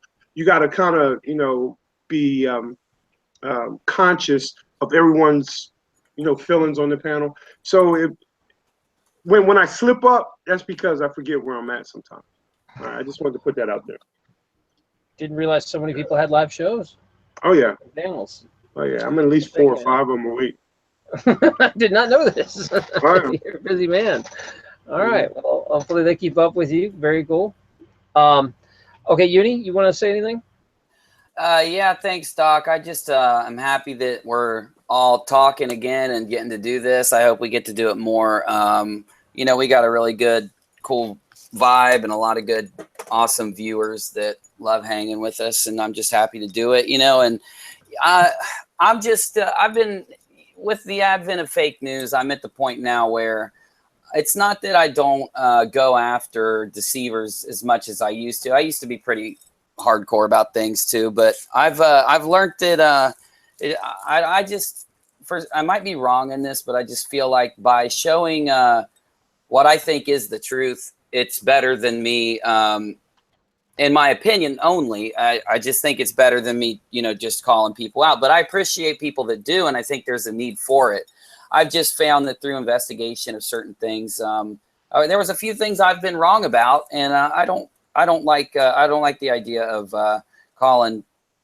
Personally, I'm not as good of a investigator to that point where I could always have like great evidence on all these things. So I just put out my truth and let it sit that way. But I respect, you know, what you do, vegan, and like Jeranism and all those guys that hit it real hard. I think it's a necessary and needed thing. But anyway, on to the being here. I love being here. Always will come. Let me know when you're doing it, and I'll be here. Check out my channel. And check out my backup channel if you do like my stuff, because you obviously with vegan, me, and many other YouTubers, there always is the possibility that we'll have to stream and make videos on a different channel than what you're used to. So, you know, we all typically put up backup channels to account for that. But thank you, Doc. I appreciate it. Nice. Burma? Oh, it's my turn. I'm just busted. So vegan, it was very nice to see you come on, and very nice to lay my eyes on you again. And same, Uni. It's nice to see you again. And Taryn, it's always a pleasure. It's nice to see you back, and I hope that you do this a little bit more, because I miss being on. It's been fun. I miss it. But vegan, we need people like you in the world. You know, people that want to do that. You know, calling people out. Don't get me wrong. I'm the nice watch. I'm the nice watch. You are, but I'm just saying. On the wall. I'm just saying, like somebody like me, I used to be like that. I used to have all this passion to like be like, you're da da da da da.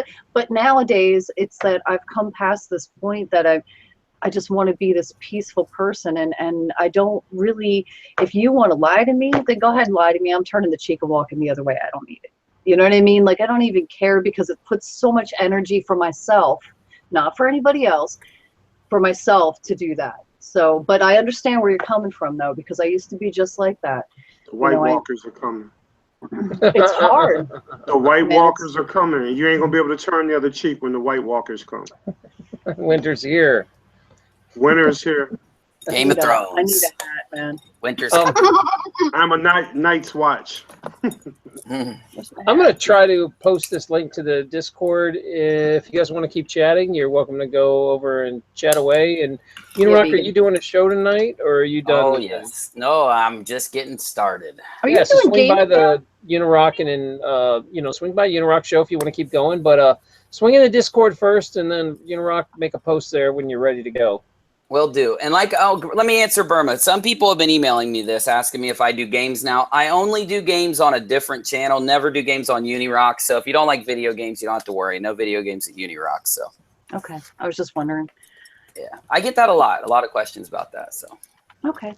Thank you for answering me. I appreciate it. Oh, you're welcome. Yeah, when I come up, we'll have to game.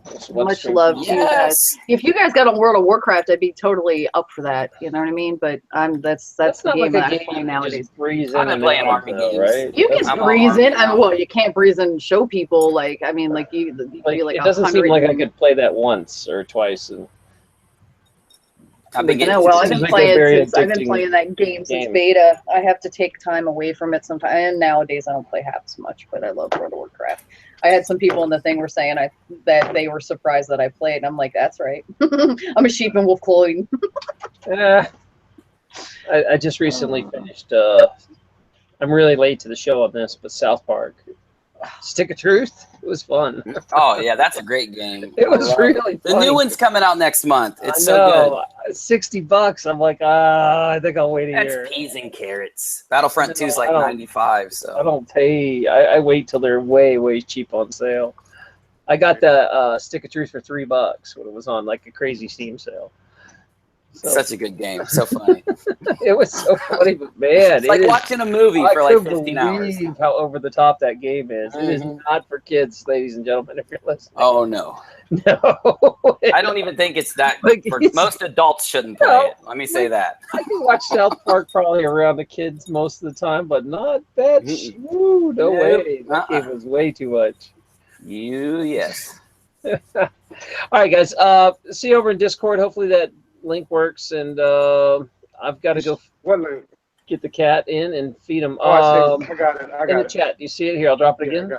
I got it. I got it. All right. Thanks so much. And as always, try to support each other. Be nice to your cat. All that jazz. And I'll see you when I see you. We want to do another show. Talk me into it. Let me know. All right. Love you all a Thursday. long time. Let's do it Thursday. Okay.